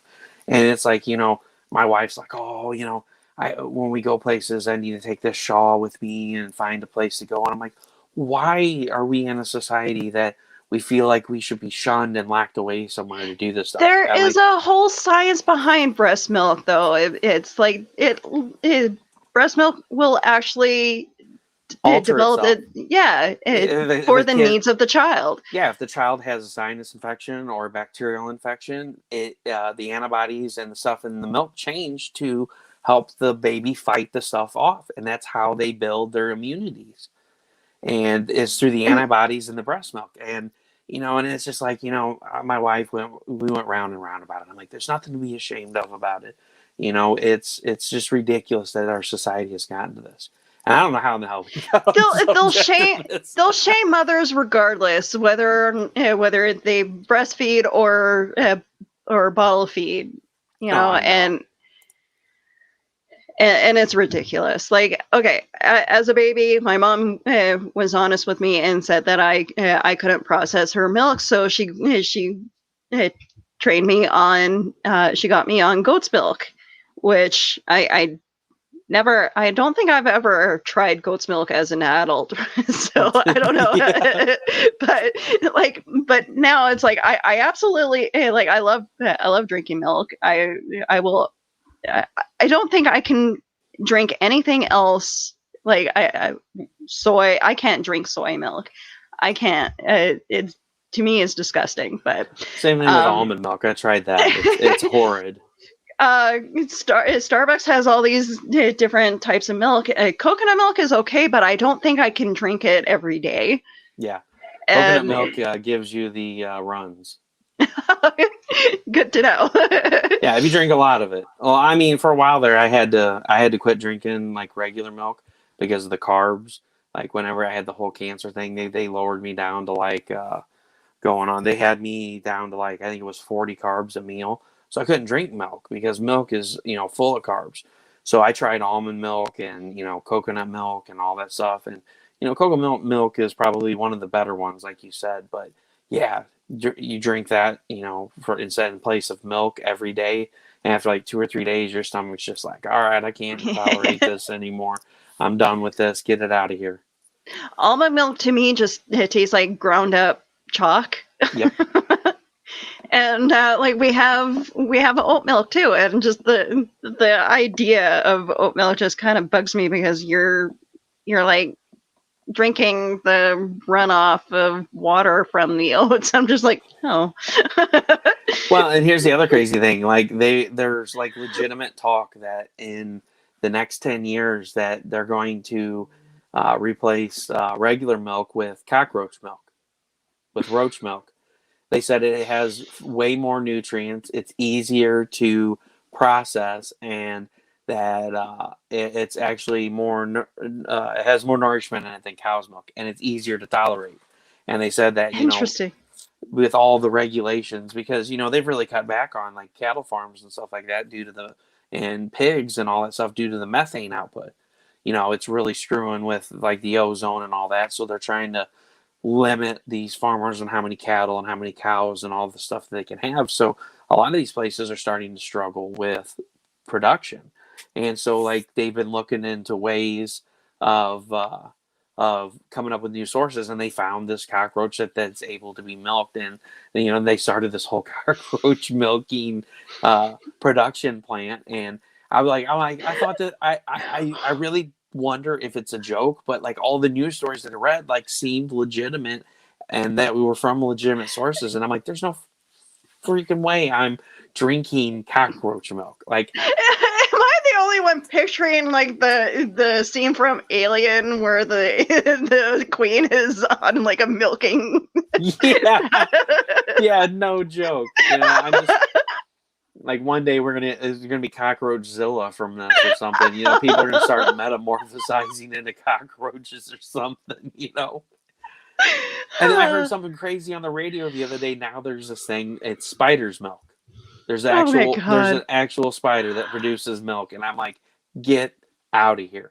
How did you find this out? Why did you find this out? Oh my God. And what were you thinking? Like,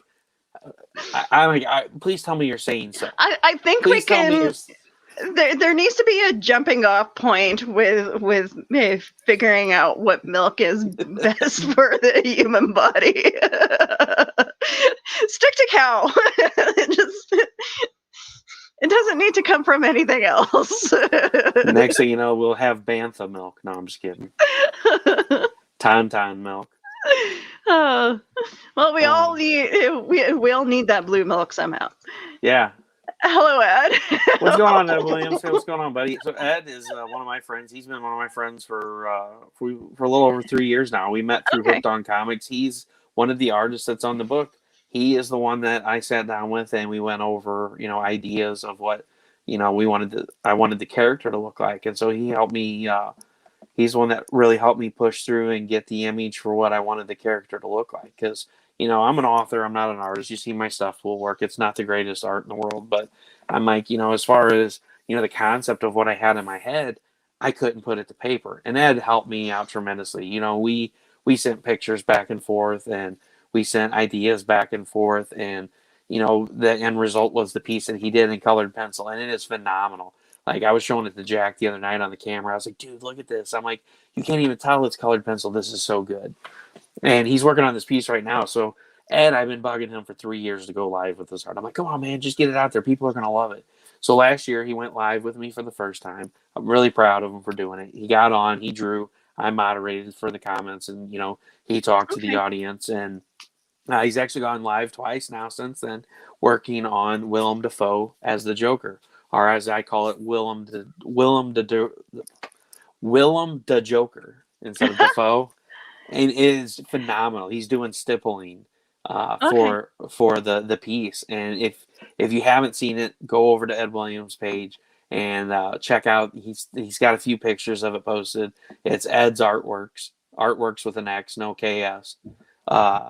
It's phenomenal. Like, I am so in love with this piece. I'm like, so here's the funny thing. So Ed and I have been friends for a while, and I have always said that Willem Dafoe should be the Joker. Like, anytime there's somebody will post the thread and they're like, who would make the best Joker? I'm like, Willem Dafoe all the way. Absolutely. And everybody's like, oh, I don't think he would make a good one. I'm like, dude, don't argue with me. He was the freaking Hobgoblin in Spider-Man. Like, he would make a great Joker. He did a really good job as the Hobgoblin, though. And his laugh. Sorry, the Green Goblin. Oh yeah, the Green Goblin. I don't know why I keep saying I know. Like, we all want the Hobgoblin, but yeah. So he did an awesome job with the Green Goblin. I don't know why in the heck I keep saying the Hobgoblin. So he did great with that, and the faces that he makes, and just that one GIF of him where he's like, and that face, and I'm like, oh my gosh, it's perfect for the Joker. And so, it was just funny because he's like, here's the piece. Yeah, Team Titan, buddy. Hashtag inspiration. Ed's great. He's a great guy. He's really supportive. But it's really funny, and we've been friends for a while. And Ed's like, hey, when we finally did the first live show last year after I had him on, because that was how my show started, was I was just having the artists from the book on, and people started messaging me, and I'm like, yeah, sure, I'll have you on, whatever, And so it turned into I had to move it to 2 days. But Ed's like, hey, I want to go ahead and do a live draw show. I'm like, all right, cool. What are we going to be drawing? He's like, I got this piece that I was thinking about doing of Willem Dafoe as the Joker. I'm like, are you kidding me? I'm like, are you kidding me right now? Like, you're messing with me. You heard me say it somewhere. Or you seen it. I typed it somewhere. He's like, no, why? I was like, dude, I've been saying that for years. Willem Dafoe needs to be the Joker. I'm like, and you're going to draw this commission? And my gosh, it's phenomenal. Like, it is. His likeness and the stippling piece that he's doing is phenomenal. It is absolutely amazing. I can't say enough good things about it. And I'm super excited about Ed, too. Ed's been talking to me about the project that he's working on, so I'm hoping he can get his stuff going, too.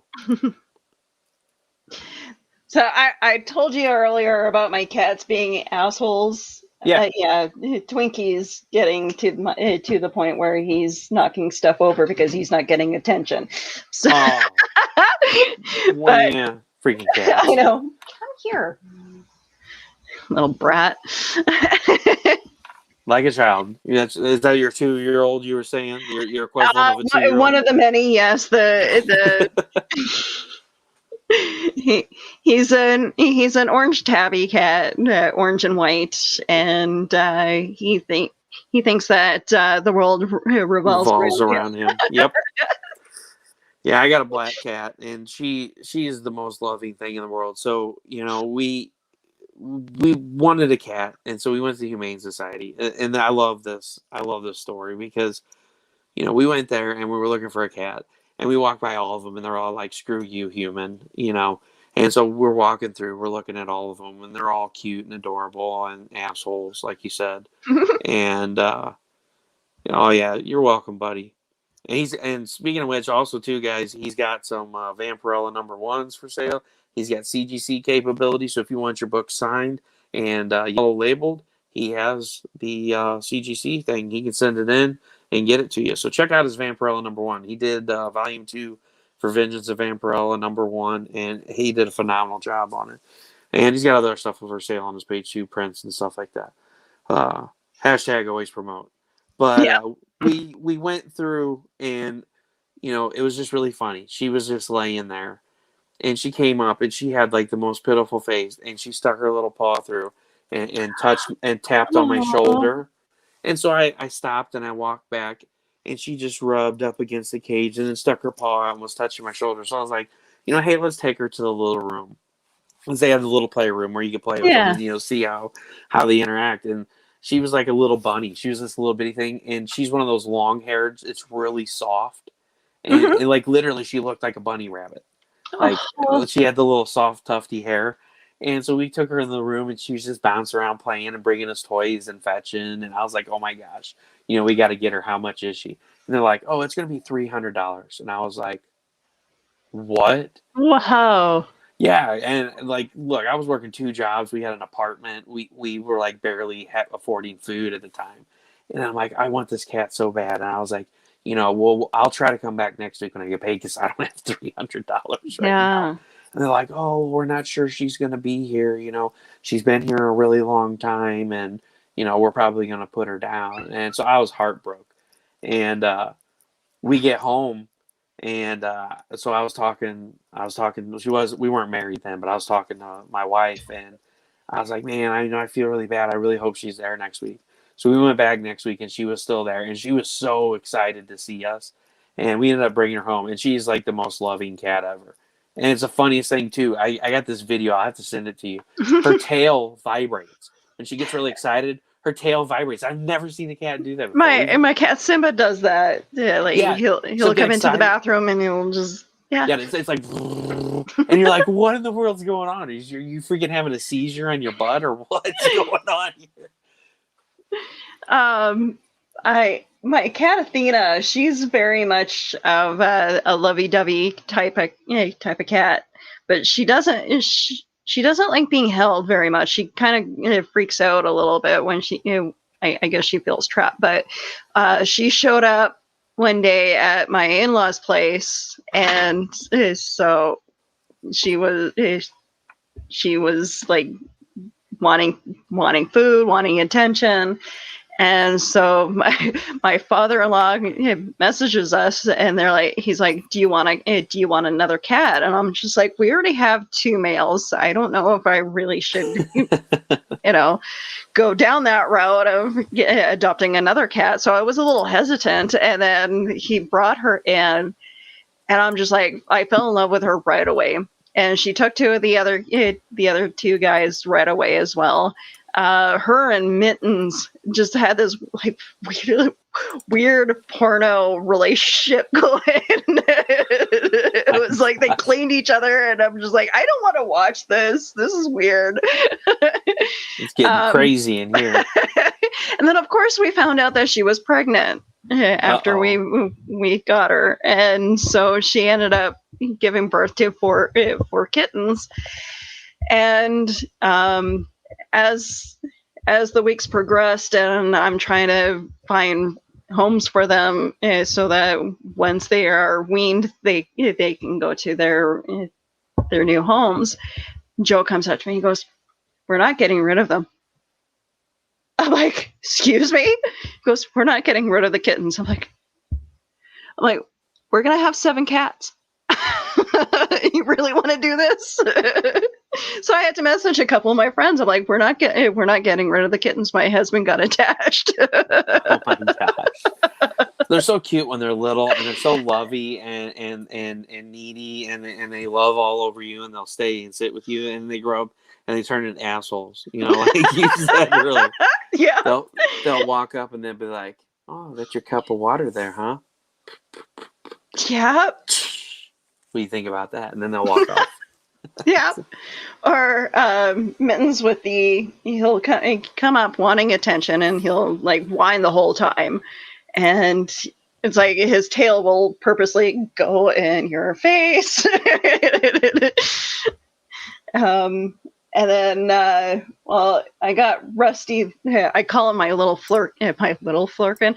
He's a giant cat now. He got fat. He's an orange cat. Why do orange cats get fat? I don't know. They do.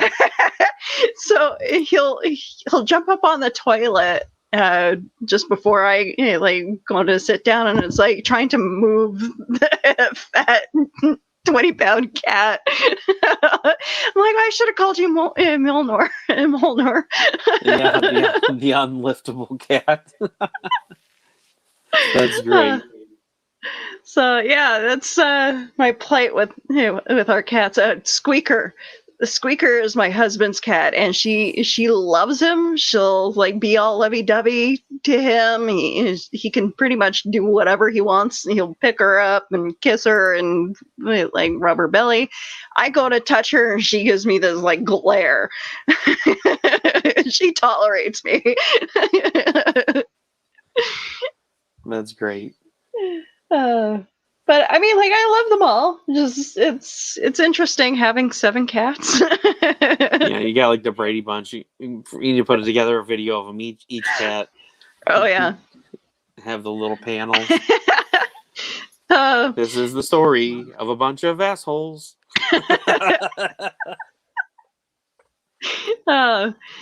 But yeah, no, like Simba is my cat. It has been my cat for 15 years, and I call him my stud because every so often he'll just be like, "Hey, what's up?" That's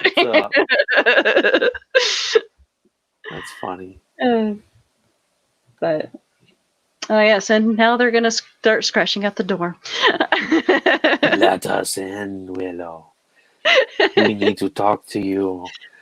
You didn't give us the right food earlier, and now we will take it out on you. They're like zombies scratching at the door. We want brains, more food, master. Give us snacks.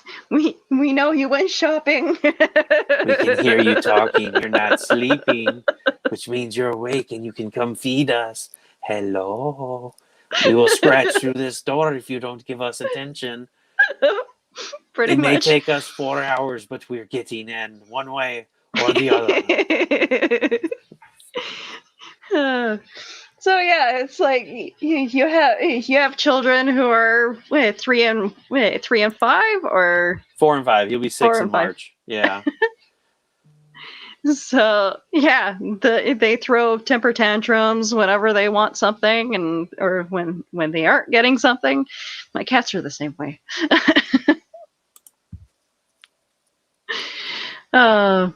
Joys of life. That's right.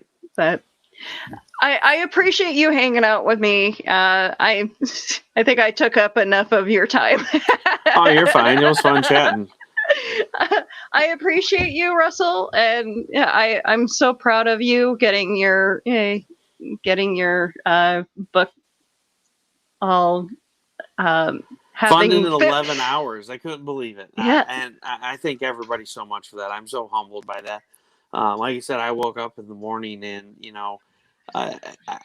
we launched it at like 8:15 on Brian's show, and I was up till like 1 or 2 in the morning, sending stuff out and finalizing stuff. And so I went to bed late, and I got up at 8, and I was like a zombie. And I'm like, what are all these notifications? And everybody's like, congratulations on funding. I'm like, I did? And I was like, oh my gosh, I did. And I started jumping up and down. My wife's like, get out of here. I'm trying to sleep. I'm like, no, you don't understand. I get to release my story upon the world. And so, yeah, we've got the digital tier, it's $10. The soft cover is $30. And then that tier that you just passed, that 125 tier, not the retailer, but the Xenonanite Titan write-in tier. If anybody wants to get in on that write-in tier, you're going to get a exclusive hardcover with that. That's the only tier that includes a hardcover. There's going to be 25 hardcovers printed. The hardcovers are going to be, 20 of them are going to be exclusive to me and all the artists and the editor. So I'll be keeping 5 copies. 15 of the copies will be going to the artist and the editor. And the 5 copies that are on this tier are the only ones that are going to be available to the public. There's one left. They sold quick. And yeah, the first 4 went quick. There's one of those left. So if anybody's wanting to be wrote in as a character in book 2, as I'm doing the rewrite, that's the tier for you. And if you want to get something exclusive that's never going to be printed again, that's got that hardcover that you'll be the only one that'll be able to say, I have one of the 5 books that was released to the public. And then here's all the awesome artists. We've got David Harrigan, we have David Fott, Alfred Trujillo, Doobie Doobie Doo, Armando Ramirez, Wendy Steen Shaner, Steph Wilson, just a phenomenal lineup. Jason So, yeah, even at Revis Fournier, love her painterly piece. She did Wyvernite so beautifully. CB Zane. And then the art is just beautiful. And then there's Ed's piece right there. And like you said, that's colored pencil. You would never believe it. There's no stroke marks. It looks like it was airbrushed on there. It is phenomenal piece. And the picture doesn't do it justice. The foil and the hex plates is beautiful. Okay. And then there's David Fott's piece. That's the piece with the leg. That's one of the Easter eggs for that chapter. And then there's Finney's piece. Love Finney. Finney was one of the first ones that went live with me when I started Art Exposure 3 years ago. And they do more of an anime style. And I was like, I love anime. I love Full Metal Alchemist. I love Tokyo Ghoul. And so that piece holds a special place in my heart. Yeah. And you got all the laser blasts and explosions. And then you got Wendy's piece, which is all explosions. So we got to one-up that. Next piece is going to be just his eyes. That's going to be completely surrounded by explosions. Okay. And then you got Chris McJunkin, another phenomenal artist. He's done several commissions for me. He's got CGC capability as well. So, of course, I got all of his encapsulated to protect the art. And he did a venomized Vampirella for me. And it's one of the only ones that I've ever seen. I've never seen anybody else venomize Vampirella before. I'm not saying it hasn't been done, but I've never seen it. And so when he did it, I was like, he sent it over to me. The bats were all normal. And I'm like, no, dude, venomize the bats too. Make them cool. I loved it so much. I asked him if I could get it tattooed on me. That's right. You told me about that. Yeah, this right last here. Time you were on my show. This is the venomized bat that Chris McJunkin drew on that commission. I had it tattooed on me with my Vampirella tattoo, which, of course, that's her insignia with her on the inside of it. And then there's that venomized bat with that long tongue coming out of it. Yeah. So, love my Vampirella. Hey, we all have our favorite characters. I'm a huge Beast fan, so it's any chance I get when I meet up with an artist, I will either get an Elvira print done, or we talked about that before. You like the book reading Beast. You were the one I think that wanted to get him hanging upside down reading a book, or we talked about that in an armchair, in an armchair with fuzzy bunny slippers. And yep, I remember that. We talked about that last year when I think Heather and I were on, like in August of last year, August or September. Yeah. I'm a huge X-Men fan, and Beast is my character, like Beast and Rogue. Gambit's my boy. I love Gambit, and it's just because of the fact that he can turn anything into an explosive. I mean, of course he would be my favorite. I was drawn to it immediately. He was my favorite for the longest time too, and then it just something about Beast. Just I kept returning back to Beast. Well, and Gambit, they just kind of shunned Gambit and pushed him to the back, and he really didn't exist anymore. And I mean, even in the cartoons, he was real big there for a while, and then they just kind of nixed him. And then, the movie, they've been talking about doing a movie for like 15 years. And every time I get super excited, now I'm just like, oh, they're doing a Gambit movie. Yeah, okay. Yeah, exactly. I'll believe it when I see it. I Show don't know, me the Red Band trailer. When it comes to, I don't know, Wolverine just he's like everywhere, and for me he's just been overplayed. I just. Yep, I agree. As much as I loved Hugh Jackman portraying him, I'm done with seeing Wolverine everywhere. The Avengers, X-Men, his own comic book. Just he needs to go away for a little bit. Yep.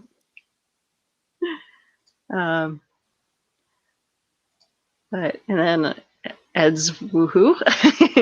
Yeah, woohoo on funding. Yeah, man, it's Ed's been along with me for the entire ride, and he's one of the ones that's really been supportive and helped get the word out. And Ant-Man and Venom. Yeah, and if you want anything Venom, man, Chris McJunkin's your man, and Ed does a pretty sick Venom too. Ed's got some really cool art cards and stuff.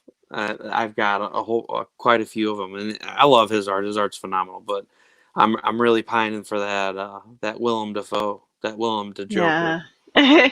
I have to contact Steph actually, because I fell in love with his art as well, and Oh, you gonna get you one of those sweater girls? I love it. I want one done up in steampunk. Oh yeah, yeah. He's done quite a few steampunk pieces, and they're beautiful.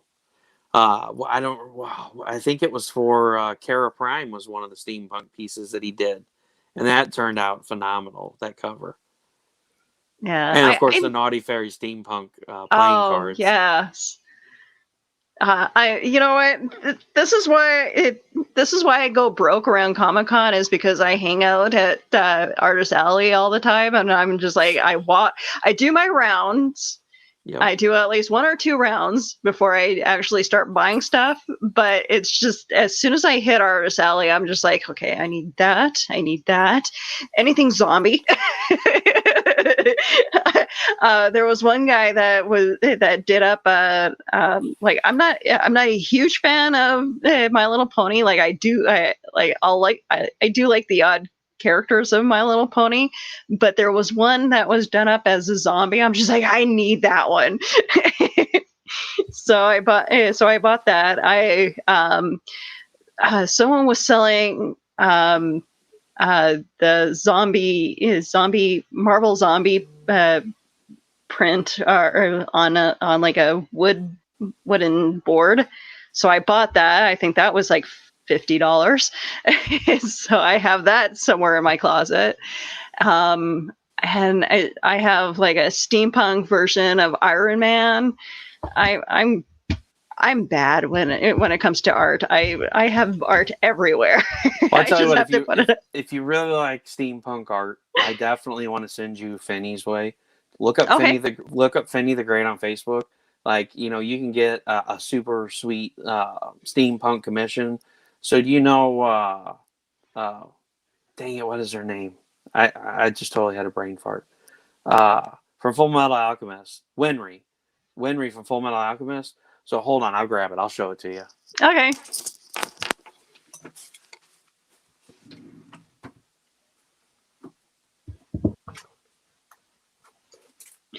Ed, I will definitely stalk your page later just to see what all your art you have. We may be in talks.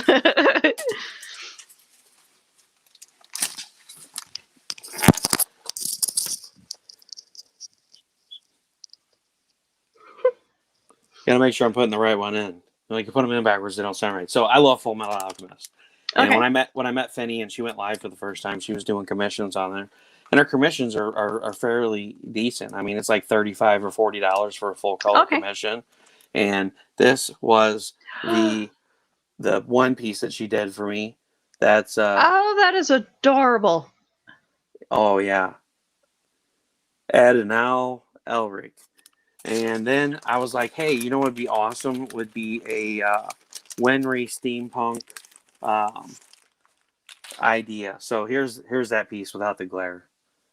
Oh, that is And so cool. Ed Alphonse, I mean, it is so the art is beautiful on there, and you can tell it was done in marker because, of course, Oh yeah. And it's great. I love it on the back because like it's got just as much detail on the bleed through. And then here's the piece of Wenry in steampunk. Oh, that is pretty.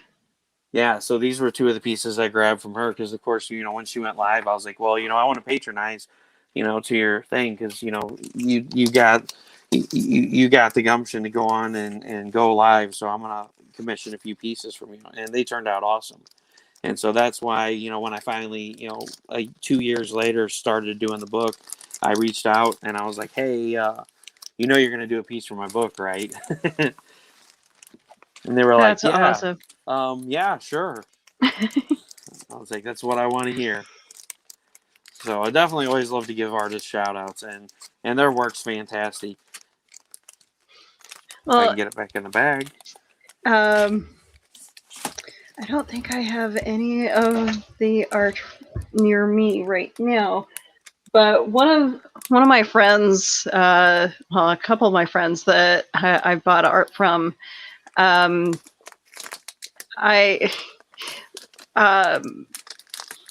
Nico Rudolph. If you search his stuff up, he does very phallic art. One is he does ghost dick dressed up in different cosplays. It is hilarious. Oh my gosh, that's insane. So of course I bought a bunch of that stuff, but he does one of the first pieces that I bought from him was he did the characters from I'm blanking on the movie right now, but he did a 3D print of the Millennium Falcon. And of course, I bought that for my husband. So we're gonna figure out where to put that soon. And just I'm a huge fan of his art. So of course, it's like anytime he brings out something new, it's like, oh, I must buy that. So Nico Rudolph is one of my favorite artists, local. And then there's I'm trying to remember all the people that I bought art from. Evan Queering is another guy that I buy art from. He did something for a commission of me dressed up as Elvira. So he does a really good job at like doing like little pin-up stuff. So and it's just all these artists, like I absolutely love art. So of course I'm gonna end up spending most of my money on buying art at Comic-Con. But yeah, no, Ed, I will again. I will definitely look at your stuff, and I'm sure I'll fall in love and message you about something. Yeah, and if anything else, you can get a Vira commission from Ed. I'm sure he would knock that out. Oh yeah. Yeah, and that's one of the funny stories with Ed. Ed, I'm so actually super surprised that Ed hasn't brought up my stick figure art. So when I drew the picture, so I had Ed do a commission on a blank Vampirella for me. I was like, look, I want the mountains, and I want trees, and then I want Dracula in monster form up against a rock with Vampirella in full monster form, holding Dracula's heart in her hand, and this whole huge gaping hole in his chest. And I want the sun to be rising up in the mountains and the beams beaming through on him and his body burning, and then him just in agony, and her just in full monster form with the heart in her hands, and her, her skin tore, and he's got his hand dug into her, trying to take her down. And he's like, well, can you put me a layout? So I drew stick figures, and and so it was so funny. He was like, can I get that signed? And I was like, yeah, sure. So I signed it and sent it to him. And he's like, I've got this forever now. And so every time he brings up the story, he's like, I've got it signed, everybody. He's like, I got the first ever stick figure from Russel Allen signed. I was like, thanks a lot, Ed.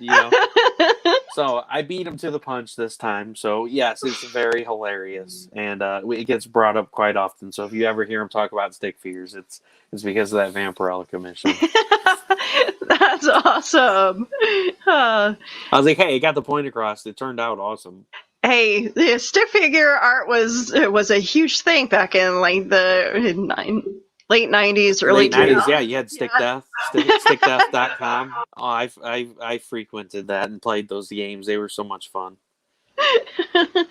Joe Cartoon was another thing that was a huge thing. Yep. But yeah, no, I'll let you get back to your normal life. Yeah, no problem. Sorry, I don't mean to talk to you. No. But I that's why I can kind of hear my husband snoring in the background. So before it gets even louder, I'm gonna let you. Like, is there a train in the background? The trains are running again in Canada. Joyce, I need to get my office done. I need to move my computer upstairs. But no, joys of sharing your life space with your spouses. Yeah. So I'll give one last shout out. Okay. Everybody, I'm Russel Allen with Russ Explode Studios. This is my guy right here, Raziel with Xenonanite Titan. It's my first project. It's my first written prose. I'm super excited to get it to you guys. It's a phenomenal story with phenomenal pieces of art in it. Got a great set of artists. I'm happy to show off their work, happy to get them out there, and I'm happy as hell that they took on my project and they said yes. I love it. It's going to be awesome. Anybody that has a project, creator, artist, author, I've had cooking shows. I've had all kinds of crazy stuff. If you want to get your work out there, I've got a 3D printer coming on in a few weeks to talk about his work, because as nerds, we all love cool stuff. And I'm like, dude, if you need help getting your business out there, what better way than to come on with me? Because there's all kinds of people that run Kickstarters that might want to print some cool shit with you. So anything you do, if you want to get your work, your shop, your author business, your artistry, anything like that, you just want to come on and chat, send me a message. I am booked right now until mid-March. I have a few dates available left in March, but I'm pretty booked out far. So if you have a project that's releasing, you want to come on and talk about it, hit me up and let's get you scheduled. I love to have you on and show off your work and talk about what inspires you and learn more about you. And let's share friends. Your people will come watch you, and my people will come. Well, your friends will come watch me, and my friends will come watch you, and we'll share friends. It's a mutual benefits. So thanks everybody for watching. Thanks for checking out the project. I'm totally humbled by the support, and I'm really excited to get this to you guys. Book 2 is in the works. It will be, hopefully this fall. If it ends up being November again, I highly doubt I'll run it. I'll wait till January or February again. So definitely go check out the project. You got Xenonanite Titan with cross promos with Nebula Pearl, cross promo with Into the Suck 6. Both of those are coming up on the end of the campaign. And then you have Beowulf #1 with Grant Lankard. It is live now on Kickstarter. It launched yesterday. He's at right around 85%, I believe, right now. We've got an awesome cross promo going together with that too. All of that can be seen from the Xenonanite Titan Kickstarter. Back it, show it some love. Go check out these other creators and back it and get these super cool cross promotions. And if you can't afford to back, do us a simple favor and just share the project. Shares are worth their weight in gold. We understand that everybody has tough times. It may not be your forte, and we can understand that too. But if you share it, you have 30 or 40 friends that may look at it and they might share it out, and it creates a ripple effect. that benefits everybody, and it shows support, and we absolutely love that. So thanks again, everybody, for coming and watching, coming and hanging out. Thank you for looking at the project. Thank you for sharing. Thank you for backing. I'm excited to bring this to you, and let's do it. And thank you very much, Russell, for joining me today. And you can find me, or well, we can. Where can we find you, Russell? I'm sure all over social media, but yeah, you can. Oh, yeah, I guess that would make sense to say where you can find me. You can find me on YouTube at Russ Explode Studios, or you can also find me at Russ Explode Studios Books with Heart on Facebook. You can go to Google and type in Russ Explode, and there's going to be like 3,000 pages that come up, and they all belong to me because I've been using Russ Explode since 1998. So that's why I chose Russ Explode Studios. Everything I already have is to do with Russ Explode. So if you type that in, you'll find Russ Explode Studios Books with Heart. You'll find my YouTube, and my website is Xenonanite.com. I haven't updated it in a while because I've been so busy with everything else, but I'm going to start being more active on there. There will be a shop on there once the book is Kickstarter is over. I'm hoping to do an overrun on that and offer books for sale on there as well as some merchandise. So definitely go check it out. Give my page a like. Follow it. We have awesome creator interviews every Sunday and Tuesday at 8 p.m. Central, 9 p.m. Eastern. And then Saturday, come check out Blue Ball's reviews on Russ Explode Studios, where tomorrow I will be reading Lord of the Cosmos, issue 1, issue 2, and issue 3, because issue 4 is live on Kickstarter right now. So you want to see what it's all about. You want to check out the cool 80s themed art and the 80s themed story. It's kind of like a He-Man adventure, only with badass, super cool StarCraft creatures. Come check that out tomorrow night at 8:30 Central Time. Excellent. Sorry, I know I sound like an infomercial. I'm glad that you have that all figured out. I'm still trying to learn my shtick here. You can find me all over social media. I am the social media socialite. I am on Facebook, Instagram, YouTube. I'm even on Twitch. You can find my show on Hanging with Web Show TV, as well as brain. Woohoo! NSC Live TV. Thank you. The NSC Roadshow. NSC Roadshow podcast tour live. My cat Mittens is trying to get my attention. And the Rising Tide Publications Broadcast Network. I'm just friends with them, but they send, we share each other's stuff. So I'm glad to work with them whenever possible. You can even find my merch on Threadless. So hey, yeah, you got to add some cleavage onto that apron. You got to do it. You've got to do it. You've got to lower that logo and add some freaking cleavage to it. I'll buy 5 of them. Okay, good to know. I'll wear it on my show. I will sponsor that. I will have pictures. Definitely. But yes, you guys. Next week I will have Grant Lankard on my show. We will be talking about all his endeavors, and I'm looking forward to even doing a little I'm sorry I won't be able to have you on the show next week, but yeah, if you happen to stop by all means do so. But yeah, I will definitely make sure that I do the cross promotion promo for you guys.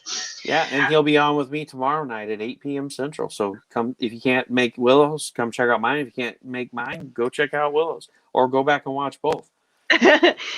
Yeah, you can definitely go back and watch my show on my page on Facebook, Skylar Productions. You can even watch it all on YouTube as well, and maybe on Twitch too. So yeah, and like and share all of Willow stuff. Get her out there. Put her out to the world. We want to get her some more love.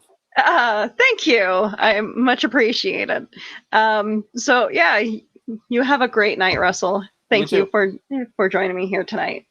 Thanks so much for having me. I really do appreciate it. No problem. And thank you for tuning in.